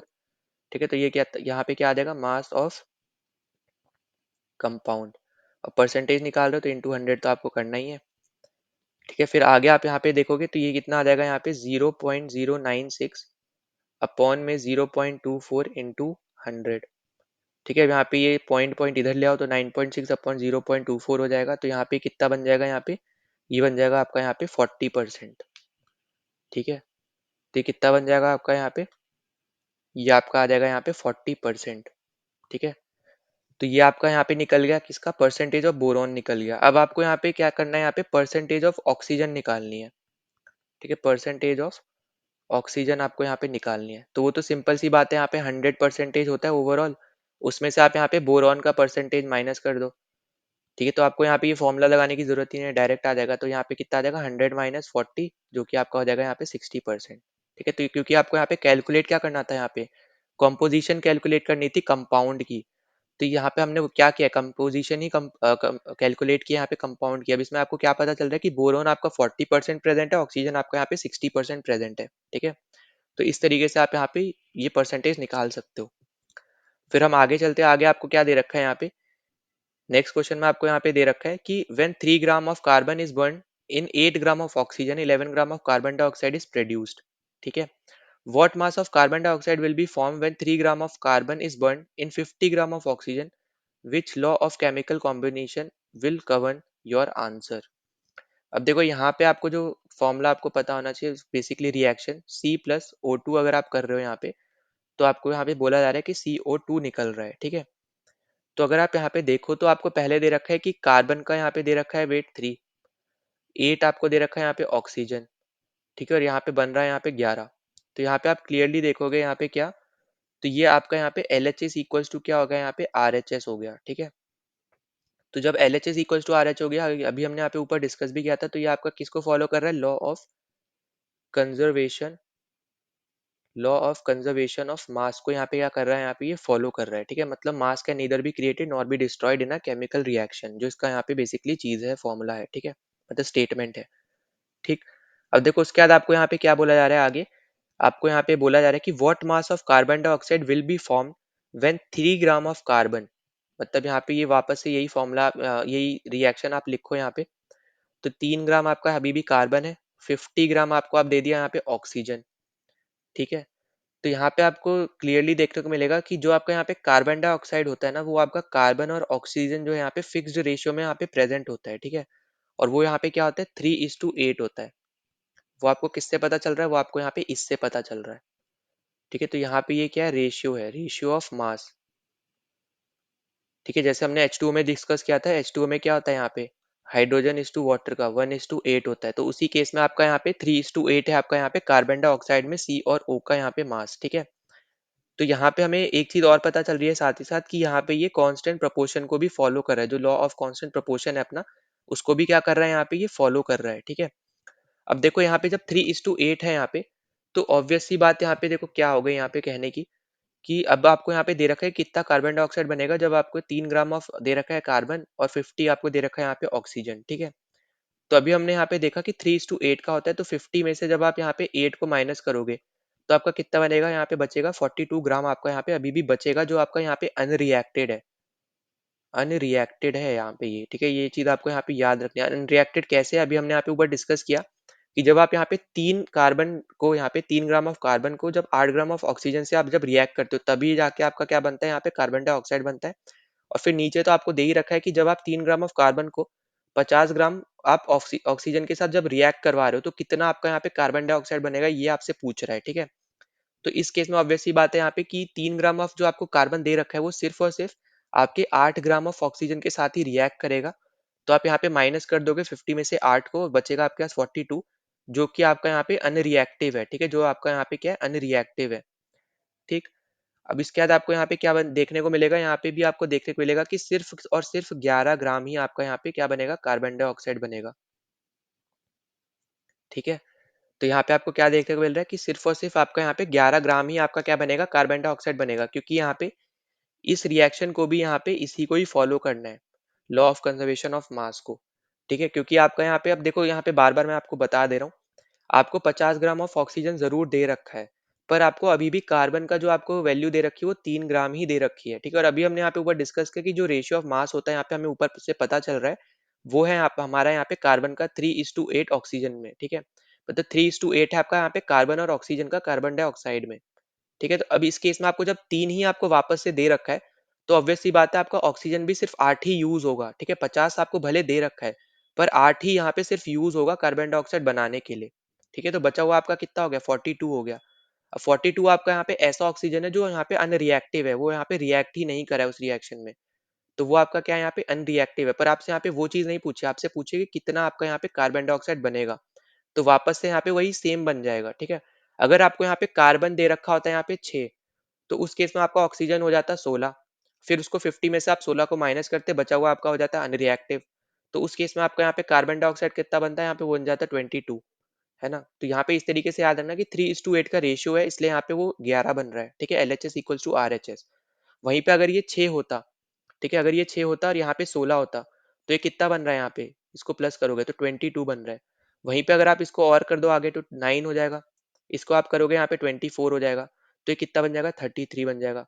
ठीक है? तो इस तरीके से आपको बस याद रखना है ये चीज़ें, ठीक है? तो यहाँ पे आई होप कि आपको ये क्वेश्चन अच्छे से समझ में, अगर कोई भी डाउट होता है तो कमेंट सेक्शन ज़रूर आप यहाँ पे कमेंट कर देना, ठीक है? कोई भी डाउट होता है तो। अब हम नेक्स्ट पे चलते हैं। नेक्स्ट आपको बोल रहा है कि what are polyatomic ions, give examples. तो अब ये तो बहुत सिंपल सी बात है, यहाँ पे मैंने आपको बार बार समझाया भी है यहाँ पे, तो उसी टेबल के थ्रू मैं आपको यहाँ पे समझा भी दे रहा हूँ एग्जाम्पल के तौर पे। तो एग्जाम्पल आपके सामने ये सब है, ठीक है? यहाँ पे आप देख पाओगे यहाँ पे पॉलीएटॉमिक आयन के, और यहाँ पे अभी हमने ऊपर डिस्कस किया था कि ये क्या होते हैं, ग्रुप ऑफ एटम होते हैं जो कि यहाँ पे चार्ज को कैरी करते हैं, ठीक है?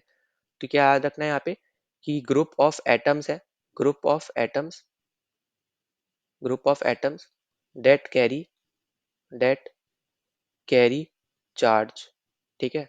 दैट कैरी चार्ज, ठीक है? तो यहाँ पे ये चीज़ बस आपको यहाँ पे याद रखनी है, ठीक?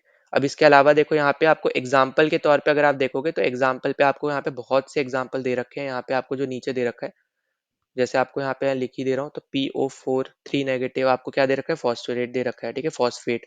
फिर कार्बोनेट आपको दे रखा है CO3 2 नेगेटिव, ठीक है? तो ये सब क्या आपके यहाँ पे ये एग्जाम्पल्स है, ठीक है? SO4 2 नेगेटिव, ठीक है? SO3 2 नेगेटिव, सल्फाइट, सल्फेट, ठीक है? ये सब आपको क्या दे रखा है यहाँ पे, ये एग्जाम्पल है पॉलीएटॉमिक आयंस के, ठीक है? तो आई होप कि आपको ये चीज़ तो समझ में आ गई होगी, ये ग्रुप ऑफ आपके यहाँ पे एटम्स होते हैं जो कि यहाँ पे एक चार्ज को पोजेस करते हैं, ठीक है? चाहे पॉजिटिव हो या नेगेटिव चार्ज हो, बस आपके यहाँ पे चार्ज को पोजेस करते हैं।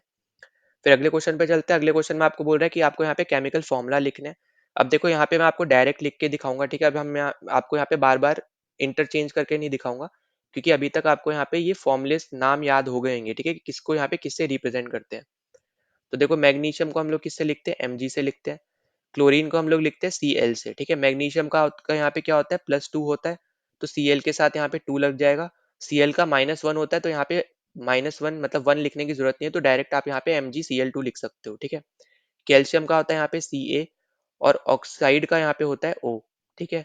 और दोनों ही केस में बेसिकली अगर आप देखोगे, अब ये देखो यहाँ पे ये चीज समझाने की है थोड़ी।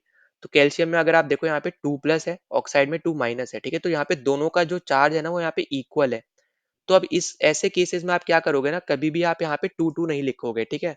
जब भी यहाँ पे चार्ज क्या होंगे, यहाँ पे इक्वल होंगे ना, तो उस केस में आप यहाँ पे क्या करोगे, 2 नहीं लिखोगे, आप सिंपली क्या लिखोगे, बस फॉर्मूला उसका सिंबल लिख दोगे, ठीक है? जैसे कैल्शियम को हम लोग यहाँ पे Ca से लिखते हैं तो Ca लिखोगे, ऑक्साइड को O से लिखते हैं, O को O से लिख दोगे, बस खत्म करोगे, ठीक है? CaO आपका यहाँ पे आंसर होगा, Ca2O2 नहीं लिखोगे, ठीक है? जब भी यहाँ पे सिमिलर चार्ज होगा, ठीक है? ये चीज आपको यहाँ पे याद रखनी है। ये मैं आपको थ्योरी में भी बता चुका हूँ। जब आपका सिमिलर चार्ज आपको होगा तो आपको वो चीज नहीं लिखनी है, ठीक है? फॉर्मूले में। फिर नेक्स्ट की अगर हम बात करते हैं तो कॉपर को हम लिखते हैं हम लोग यहाँ पे Cu से, और नाइट्रेट को हम लोग किससे लिखते हैं यहाँ पे, NO3, ठीक है? और Cu पे हमारा होता है यहाँ पे 2, तो यहाँ पे हम लिख देंगे यहाँ पे 2, और NO3 हमारा सिंपल होता है, ठीक है? तो यहाँ पे उस पर लिखने की जरूरत नहीं है, NO3, ठीक है? तो NO3 हमारा क्या होता है, यहाँ पे सिंपल माइनस का साइन होता है, तो वो हमें लिखने की जरूरत नहीं है, 1 हो जाएगा।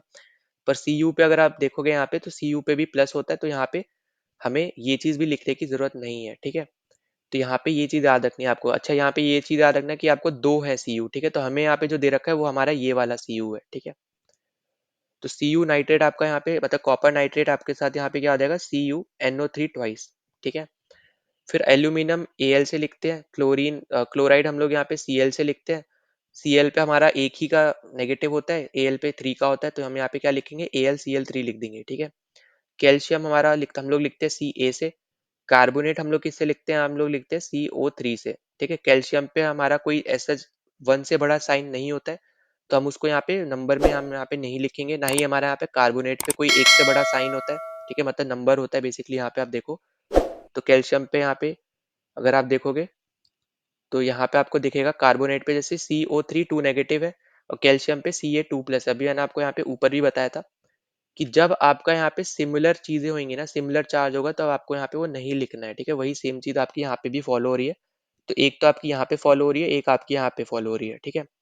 क्योंकि यहाँ पे कैल्शियम का भी चार्ज 2 है, कार्बोनेट का भी 2 है, भले वो प्लस माइनस है पर 2 है, ठीक है। 2 है दोनों में ही, इसलिए हम यहाँ पे उसको नहीं लिखेंगे, ठीक है। ये चीज आपको यहाँ पे मस्ट आपको यहाँ पे याद रख लेनी है। फिर आगे चलते हैं आगे। तो आगे आपसे बोल रहा है कि give the names of element present in the following compound. अब देखो क्विक लाइम में आपके कौन कौन से एलिमेंट होते हैं, तो वो होता है आपका यहाँ पे कैल्शियम। कैल्शियम के साथ आपका यहाँ पे होता है ऑक्सीजन, ठीक है। अब आप यहाँ पे ये चीज कैसे बता पाओगे, अगर आपको यहाँ पे ये फॉर्मूला पता होगा तभी आप बता पाओगे। वो होता है आपका यहाँ पे CaO, जो अभी हमने ऊपर डिस्कस किया ना, यहाँ पे CaO कैल्शियम ऑक्साइड। यही क्या होता है आपका यहाँ पे, ये होता है क्विक लाइम, ठीक है। ये क्वेश्चन बहुत बार पूछा गया है, क्विक लाइम से लेके स्लेक लाइम वगैरह, ठीक है। फिर नेक्स्ट आपको ये दे रखा है यहाँ पे हाइड्रोजन ब्रोमाइड। तो यहाँ पे तो अब इसके नाम में ही आप यहाँ पे बता पाओगे ये आपके यहाँ पे कौन कौन से एलिमेंट निकलेंगे। एक तो निकलेगा आपका यहाँ पे हाइड्रोजन और एक आपका यहाँ पे निकलेगा ब्रोमीन, ठीक है। इसका फॉर्मूला कैसे लिखते हो आप लोग, HBr, ठीक। फिर बेकिंग पाउडर की अगर हम बात करते हैं तो इसका फॉर्मूला होता है यहाँ पे NaHCO3, ठीक है। अब यहाँ पे देखो, अगर आप ध्यान से देखो तो Na किसका होता है, यहाँ पे होता है सोडियम, H होता है आपका यहाँ पे हाइड्रोजन, ठीक है। फिर C आपका हो गया यहाँ पे कार्बन और O हो गया आपका यहाँ पे ऑक्सीजन। तो ये सारे आपके यहाँ पे एलिमेंट्स प्रेजेंट होते हैं किसमें, बेकिंग पाउडर में, ठीक है। फिर नेक्स्ट आपको यहाँ पे दे रखा है पोटेशियम सल्फेट। अब यहाँ पे इसके नाम से आप यहाँ पे बता पाओगे, एक तो हो गया आपके पास यहाँ पे पोटेशियम, और सल्फेट का आपको पता होगा यहाँ पे किससे लिखते हैं हम लोग, SO4 से लिखते हैं। तो सल्फेट में आपका यहाँ पे सल्फर आ जाएगा और ऑक्सीजन आ जाएगा, ठीक है। तो ये सब आपके यहाँ पे इस तरीके से आप यहाँ पे एलिमेंट्स को भी निकाल सकते हो, अगर आपको यहाँ पे फॉर्मुलेस पता हो बेसिकली कि आप इसको किससे लिखते हो, किससे यहाँ पे रिप्रेजेंट करते हो, ठीक है। तो ये हमने यहाँ पे इस क्वेश्चन के भी हमने आंसर देख लिया। फिर नेक्स्ट हम लोग चलते हैं। नेक्स्ट आपको दे रखा है calculate the molar mass of the following substances. तो पहला आपको दे रखा है यहाँ पे इथाइन C2H2। तो यहाँ पे हम पहले भी डिस्कस कर चुके हैं यहाँ पे किस तरीके से निकालेंगे। तो यहाँ पे दो एटम आपको यहाँ पे कार्बन के दिख रहे हैं, तो 2 into 12, ठीक है। 12 आपका अटोमिक मास है कार्बन का, हाइड्रोजन का होता है यहाँ पे एक, तो 2 into 1। तो यहाँ पे आप करोगे कितना आ जाएगा, यहाँ पे ये आ जाएगा 26 ग्राम। फिर आपको दे रखा है यहाँ पे सल्फर मॉलिक्यूल S8। तो सल्फर का आपका यहाँ पे क्या होता है, 32 होता है। आपको एटम कितने दे रखे हैं, 8 दे रखे हैं, ठीक है। S8 आपको यहाँ पे S8 इस तरीके से लिखा हुआ है, ठीक है। और C2H2 आपको यहाँ पे ये इस तरीके से लिखा हुआ है, ठीक। तो यहाँ पे आपको क्लियरली दिख रहा है, यहाँ पे S8 आपका क्या हो जाएगा, 32 into 8 हो जाएगा। तो ये कितना बनेगा आपका यहाँ पे, ये बनेगा आपका यहाँ पे 256 ग्राम, ठीक है। फिर फॉस्फोरस मॉलिक्यूल P4 आपको यहाँ पे दे रखा है। फॉस्फोरस का कितना होता है, पहले तो एटम दे रखे हैं आपको 4। फॉस्फोरस का आपका यहाँ पे कितना होता है, वो होता है आपका यहाँ पे 31। तो ये कितना बन जाएगा, ये आपका बन जाएगा 124 ग्राम, ठीक। तो नॉर्मल सा आपको यहाँ पे बस एटम्स निकालने हैं, सिंपल सा, ठीक है। फिर आगे चलते हैं। आगे आपको यहाँ पे दो और दे रखे हैं। तो HCl आपको दे रखा है, H कितना होता है, यहाँ पे 1 होता है। एटम आपको एक ही दे रखा है, तो एटॉमिक मास भी इसका 1 होता है, बस आपको यहाँ पे यही लिख देना है। क्लोरीन का आपका होता है यहाँ पे 35.5, तो इसका आंसर कितना आ जाएगा, 36.5 ग्राम, ठीक। फिर आपको अगला दे रखा है HNO3। H आपको एक ही एटम है, 1 लिखो बस। फिर आपको नाइट्रोजन दे रखा है, 14 लिखो बस, ठीक है। फिर ऑक्सीजन आपको 3 एटम दे रखे हैं, 3 इंटू यहाँ पे 16 एटॉमिक मास होता है ऑक्सीजन का, तो इसको आप यहाँ पे कर लो 15 प्लस 48, तो कितना बन गया यहाँ पे 63 ग्राम, ठीक है। तो इस तरीके से आप यहाँ पे मोलर मास, मॉलिक्यूलर मास, ये सब आप यहाँ पे निकाल सकते हो, ठीक है। तो अगले क्वेश्चन पे चलते हैं। तो देखो हमने आप ये अभी तक हमने यहाँ पे 6th क्वेश्चन तक अच्छे से डिस्कस कर लिया। अब हम यहाँ पे अपने 7th क्वेश्चन पे चल रहे हैं, ठीक है। तो व्हाट इज द मास आपको यहाँ पे पूछ रखा है आगे। तो सबसे पहले आपको बोल रहा है कि 1 मोल ऑफ नाइट्रोजन एटम का क्या मास होता है, ठीक है। तो देखो सबसे पहले आपको यहाँ पे पता होना चाहिए अटोमिक मास किसका इसका कितना होता है, वो होता है आपका यहाँ पे 14U। तो अगली चीज जो आपको पता होना चाहिए कि जब भी हम यहाँ पे 1 मोल ऑफ नाइट्रोजन एटम की बात करते हैं, तो हम बेसिकली यहाँ पे किसकी बात कर रहे हैं, यहाँ पे एटॉमिक मास की ही बात कर रहे हैं, ठीक है। तो ये आपको यहाँ पे याद रखना है कि जब भी हम यहाँ पे 1 मोल की बात करेंगे ना, तो उस केस में हम हमेशा किसकी बात कर रहे हैं यहाँ पे, एटॉमिक मास की बात कर रहे हैं। तो यहाँ पे आपको दे रखा है 1 मोल ऑफ नाइट्रोजन एटम, मतलब हम यहाँ पे बात कर रहे हैं atomic mass of nitrogen atom. तो यहाँ पे आपका क्या आंसर हो जाएगा, 14 यू ही आपका यहाँ पे आंसर है। बस आपका यहाँ पे किस तरीके से आप इसको लिखोगे वो आप लिख दोगे यहाँ पे 14 ग्राम, ठीक है। इस तरीके से बस आपको यहाँ पे रिप्रेजेंट करना है, ठीक है। यू की जगह आपको यहाँ पे जी लगा देना है, ठीक है। बस इतना चीज आपको यहाँ पे करनी है। फिर अगला आपको यहाँ पे क्या दे रखा है कि 4 मोल्स ऑफ एल्यूमिनियम एटम। अब एल्यूमिनियम का आपको एटॉमिक मास पता होगा यहाँ पे, तो वो होता है आपका यहाँ पे 27 यू, ठीक है। अब आपको यहाँ पे पता है कि आपको दे रखा है यहाँ पे 4 मोल। अभी हमने यहाँ पे देखा कि जब भी हम बात करेंगे 1 मोल की तो हम बेसिकली बात करें एटॉमिक मास की, ठीक है। तो यहाँ पे क्या हो जाएगा कि 1 मोल बेसिकली आपका यहाँ पे 27 ग्राम है। तो जब आपको यहाँ पे 4 दे रखे तो आप यहाँ पे क्या करोगे, 4 इंटू 27 ग्राम कर दोगे। तो ये आंसर क्या आ जाएगा, 108 ग्राम, ठीक है। तो बस आपको यहाँ पे क्या करना है, यू की जगह आपको बस ग्राम लगाना है, ठीक है। एटॉमिक मास का जो यहाँ पे यूनिट है यू, उसकी जगह बस आपको यहाँ पे ग्राम लगा देना है मोल्स के लिए, ठीक है।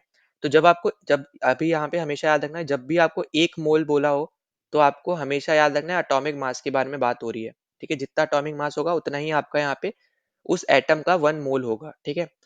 पर आपको बी ऑप्शन में क्या दे दिया, यहाँ पे 4 मोल पूछ लिए, ठीक है। तो अब आपको यहाँ पे पता होना चाहिए कि 1 मोल आपका एल्यूमिनियम एटम का क्या होता है, 27 होता है। और उसको अभी हमने ऊपर देखा, यू को बस आपको जी में कन्वर्ट कर देना है बेसिकली। बस फॉर्मूला यहाँ पे कुछ लगना नहीं है, यहाँ पे बस यूनिट चेंज हो जानी है। तो 27 ग्राम हो जाएगा यहाँ पे 1 मोल ऑफ एल्यूमिनियम एटम। पर आपको पूछ रखा है 4 मोल्स, ठीक है। तो यहाँ पे आप क्या करोगे, 27 को 4 से मल्टीप्लाई कर दोगे तो 108 आपका यहाँ पे आंसर आ जाएगा। फिर आगे आप हम लोग यहाँ पे चलते हैं, तो अगला आपको यहाँ पे दे रखा है Na2SO3, ठीक है। तो यहाँ पे आपको सबसे पहले तो यहाँ पे क्या करना है, पहले आपको 1 मोल के लिए निकाल लेना है, ठीक है।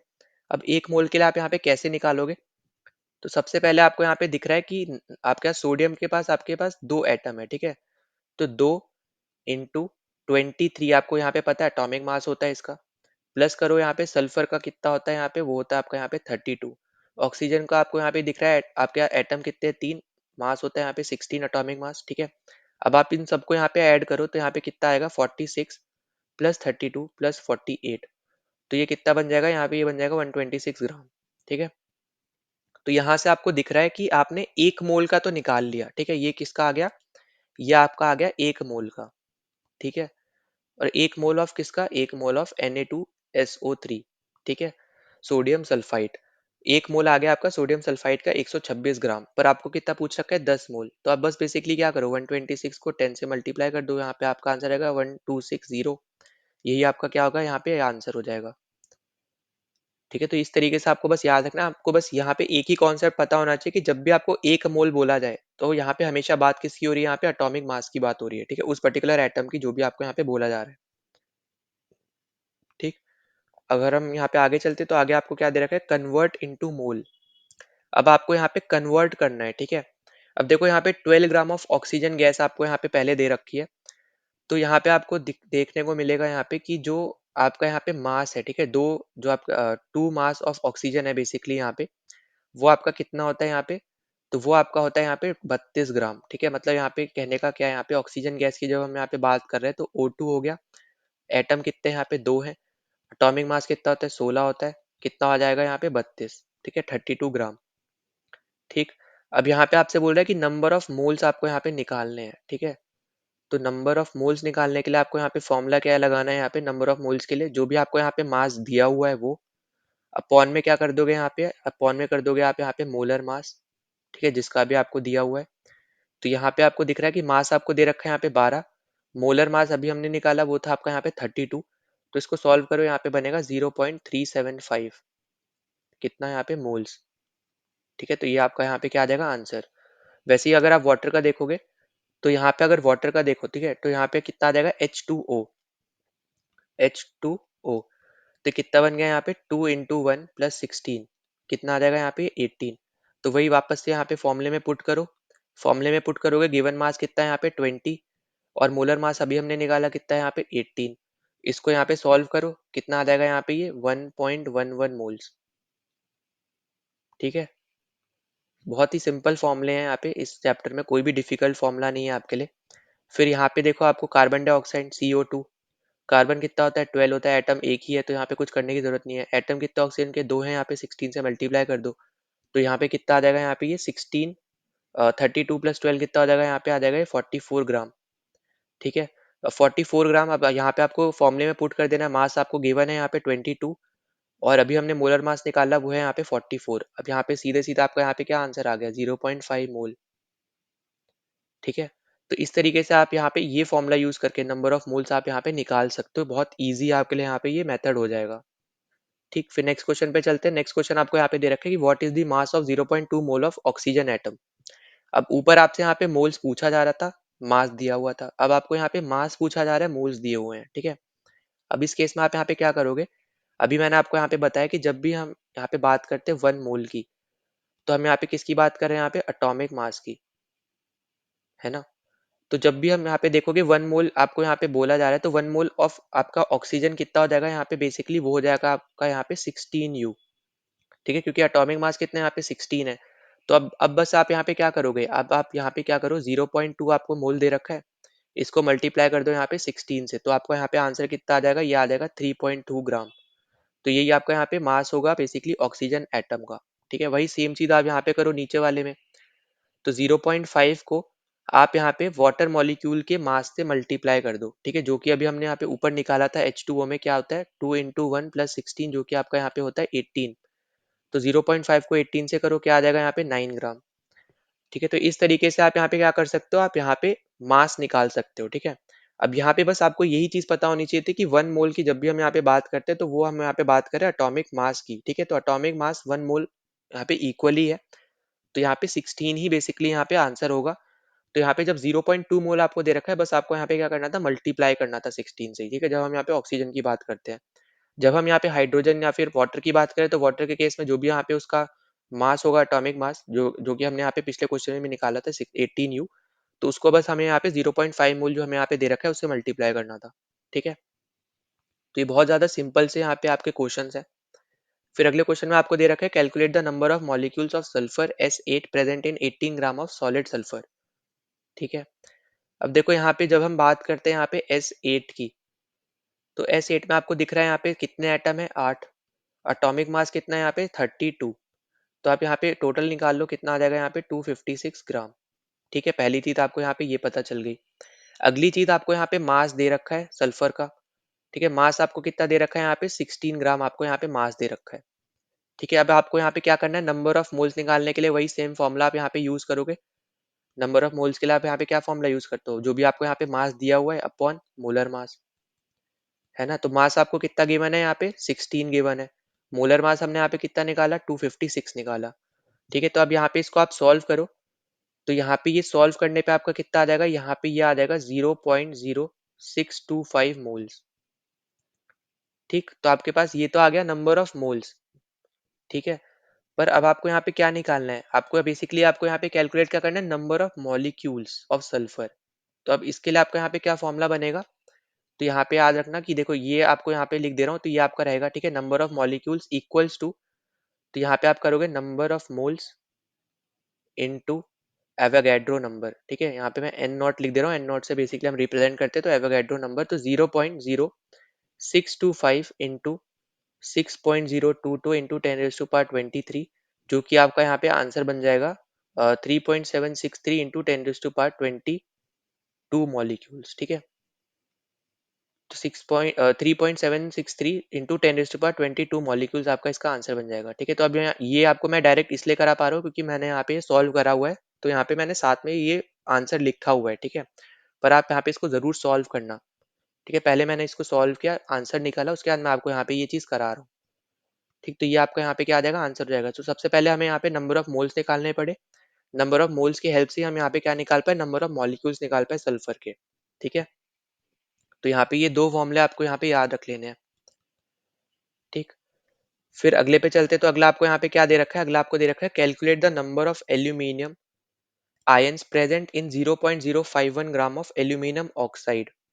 ठीक, अब देखो यहाँ पे आपको क्या करना पड़ेगा, आपको देखो अभी हमें डिस्कस किया हमने आके 1 मोल ऑफ एल्यूमिनियम की जब भी हम यहाँ पे बात करेंगे, तो हम एटॉमिक मास की तो हम बात कर रहे हैं। ठीक है, पर साथ साथ आपको यहाँ पे ये भी याद रखना है कि इसी का मतलब क्या होता है, 6.022 इंटू 10⁻23।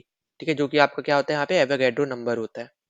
ठीक, तो जब भी हम यहाँ पे बात कर रहे हैं एल्यूमिनियम ऑक्साइड की, तो एल्यूमिनियम ऑक्साइड का फॉर्मूला क्या होता है, Al2O3। तो यहाँ पे इस केस में आपको क्लियरली दिख रहा है, यहाँ पे 2 इंटू एल्यूमिनियम का क्या होता है, यहाँ पे 27 होता है, प्लस 3 इंटू 16, तो यहाँ पे इसका मोलर मास कितना आ जाएगा, यहाँ पे 102 ग्राम। ठीक, पहली चीज तो हमने यहाँ पे ये निकाल ली। फिर नेक्स्ट चीज जो आपको यहाँ पे क्लियरली दिख रही है यहाँ पे कि ये आपका क्या है, यहाँ पे ये 1 मोल है। ठीक, तो जब आपका यहाँ पे ये 1 मोल है तो ये आपका बेसिकली इसके इक्वल है। ठीक है, आई होप कि आपको ये चीज समझ में आ रही है कि जब भी हम यहाँ पे 1 मोल की बात करेंगे तो वो एवोगैड्रो नंबर या फिर आप बोलो एटॉमिक मास के इक्वल रहेगा। ठीक है, तो हमने यहाँ पे 1 मोल निकाला, वो आपका यहाँ पे 6.022 इंटू 10⁻23 से इक्वल रहने वाला है।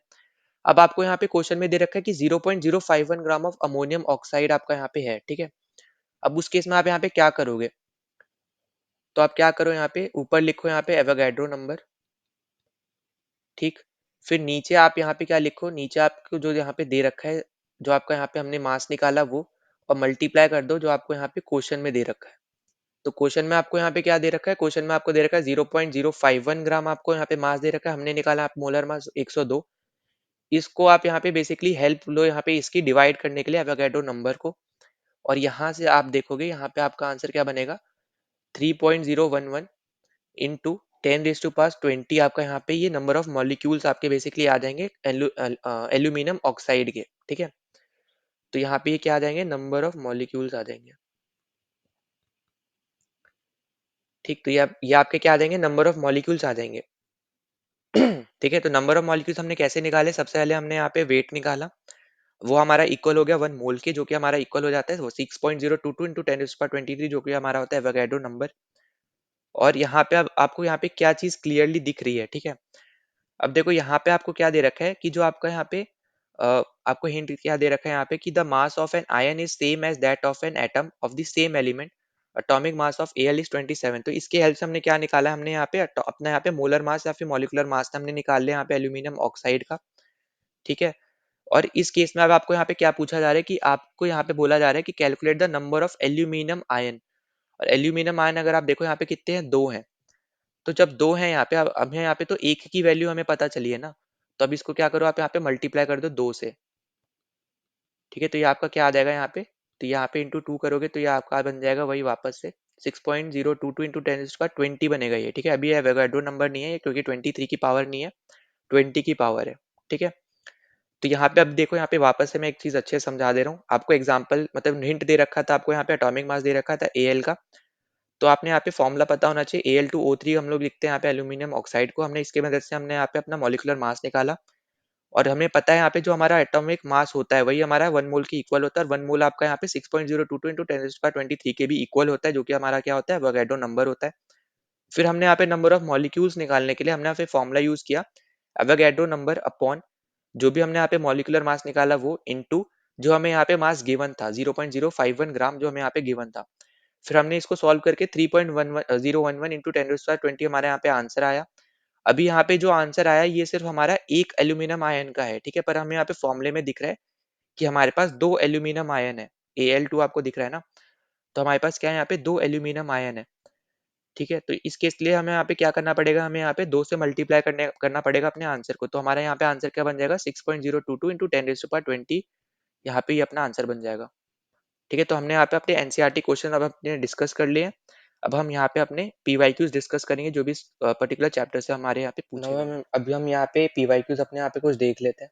ठीक है, तो सबसे पहले आपको यहाँ पे पूछा जा रहा है कि number of what is the number of moles of helium in 104 gram of helium gas.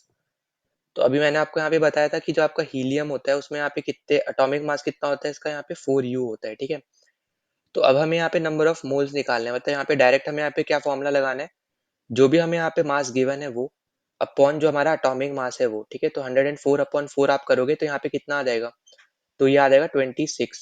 ठीक है, तो यही आपका यहाँ पे क्या आ जाएगा, आंसर आ जाएगा 26 मोल्स बेसिकली यहाँ पे इसका आंसर होगा। ठीक है, बी ऑप्शन इसका यहाँ पे करेक्ट है।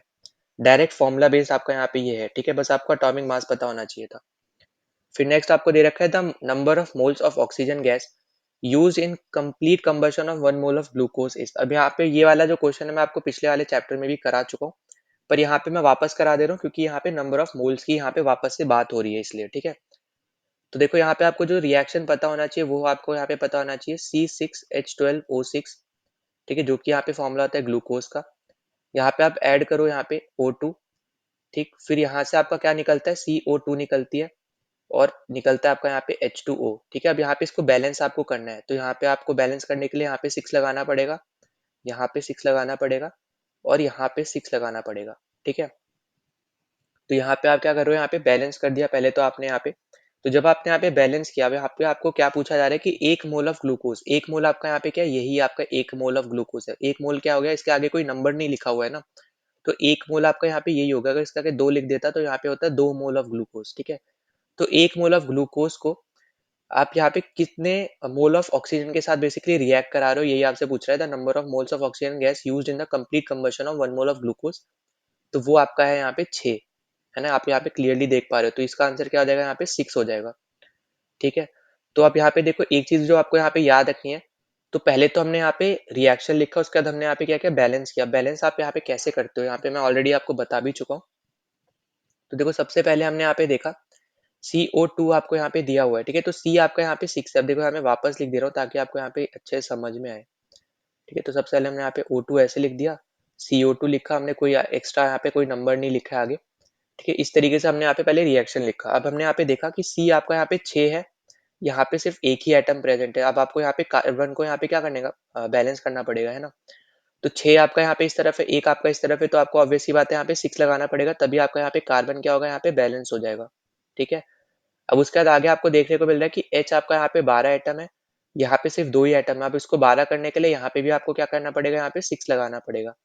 ठीक है, फिर ऑक्सीजन आपने यहाँ पे देखा, यहाँ पे 6 है और यहाँ पे 2 है, मतलब ओवरऑल आपके पास 8 ऑक्सीजन एटम है। पर इस तरफ अगर आप देखो तो 2 into 6 आपके पास होगा यहाँ पे 12, फिर 6 आपके पास होगा यहाँ पे, मतलब यहाँ पे ओवरऑल आपके पास कितने एटम है ऑक्सीजन के, 18, पर यहाँ पे सिर्फ है 8।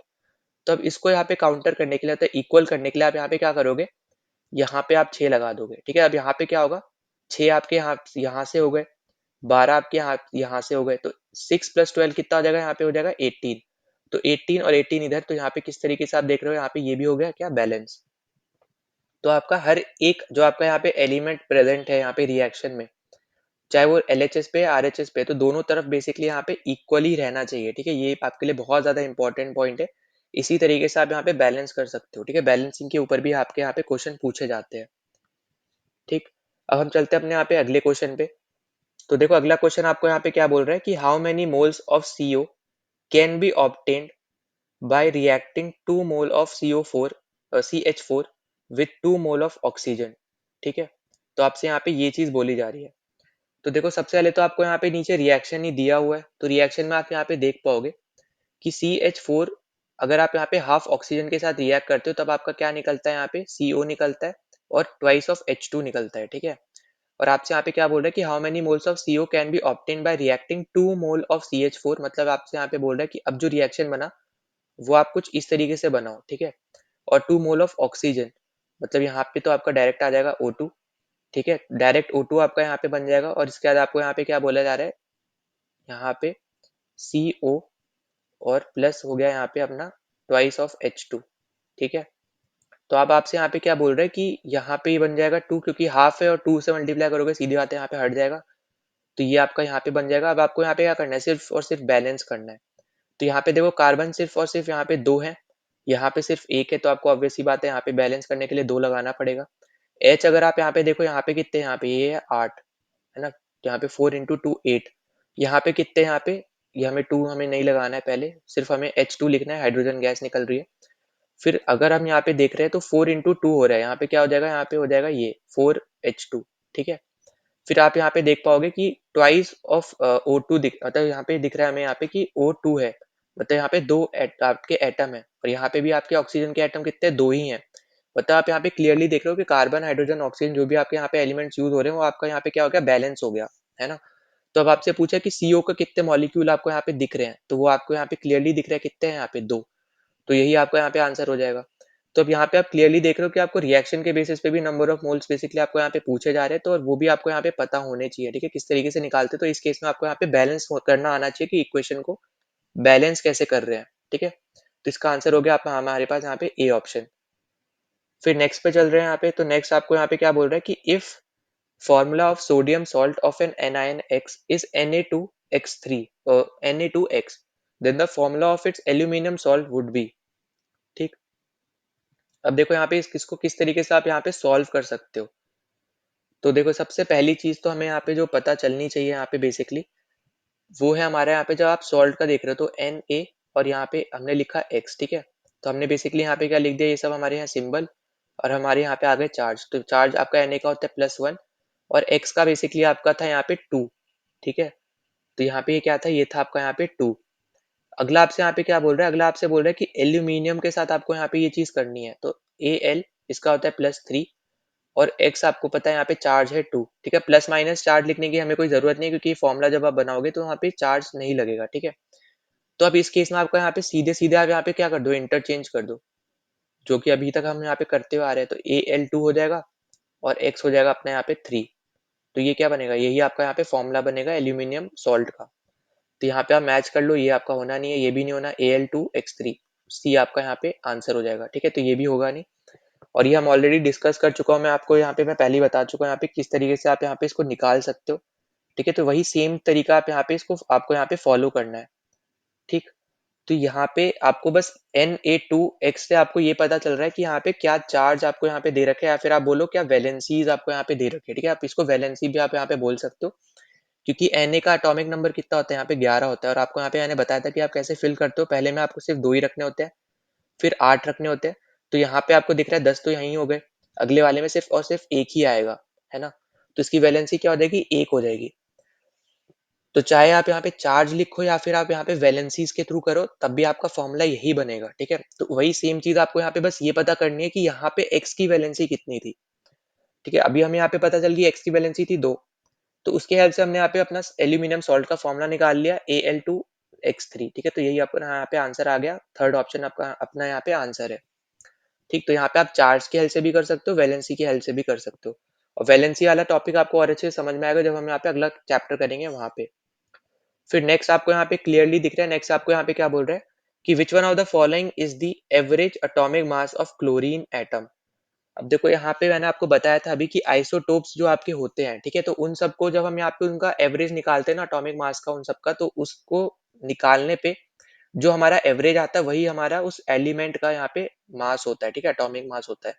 जैसे मैंने आपको बताया था क्लोरीन के आपके 2 आइसोटोप्स होते हैं, तो उन दोनों को हम लोग यहाँ पे जब लिखते हैं, उसके एवरेज को हम यहाँ पे क्या लिखते हैं, एटॉमिक मास हम लोग यहाँ पे मानते हैं क्लोरीन के, ठीक है।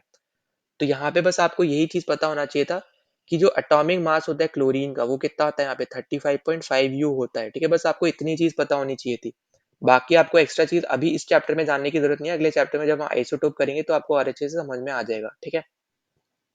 अच्छा, अब यहाँ पे बस मैं आपको एक्स्ट्रा चीज बता दे रहा हूँ, यहाँ पे ध्यान से सुनना। अभी मैंने आपको बताया कि यहाँ पे इसके 2 आइसोटोप्स होते हैं, ठीक है, क्लोरीन के।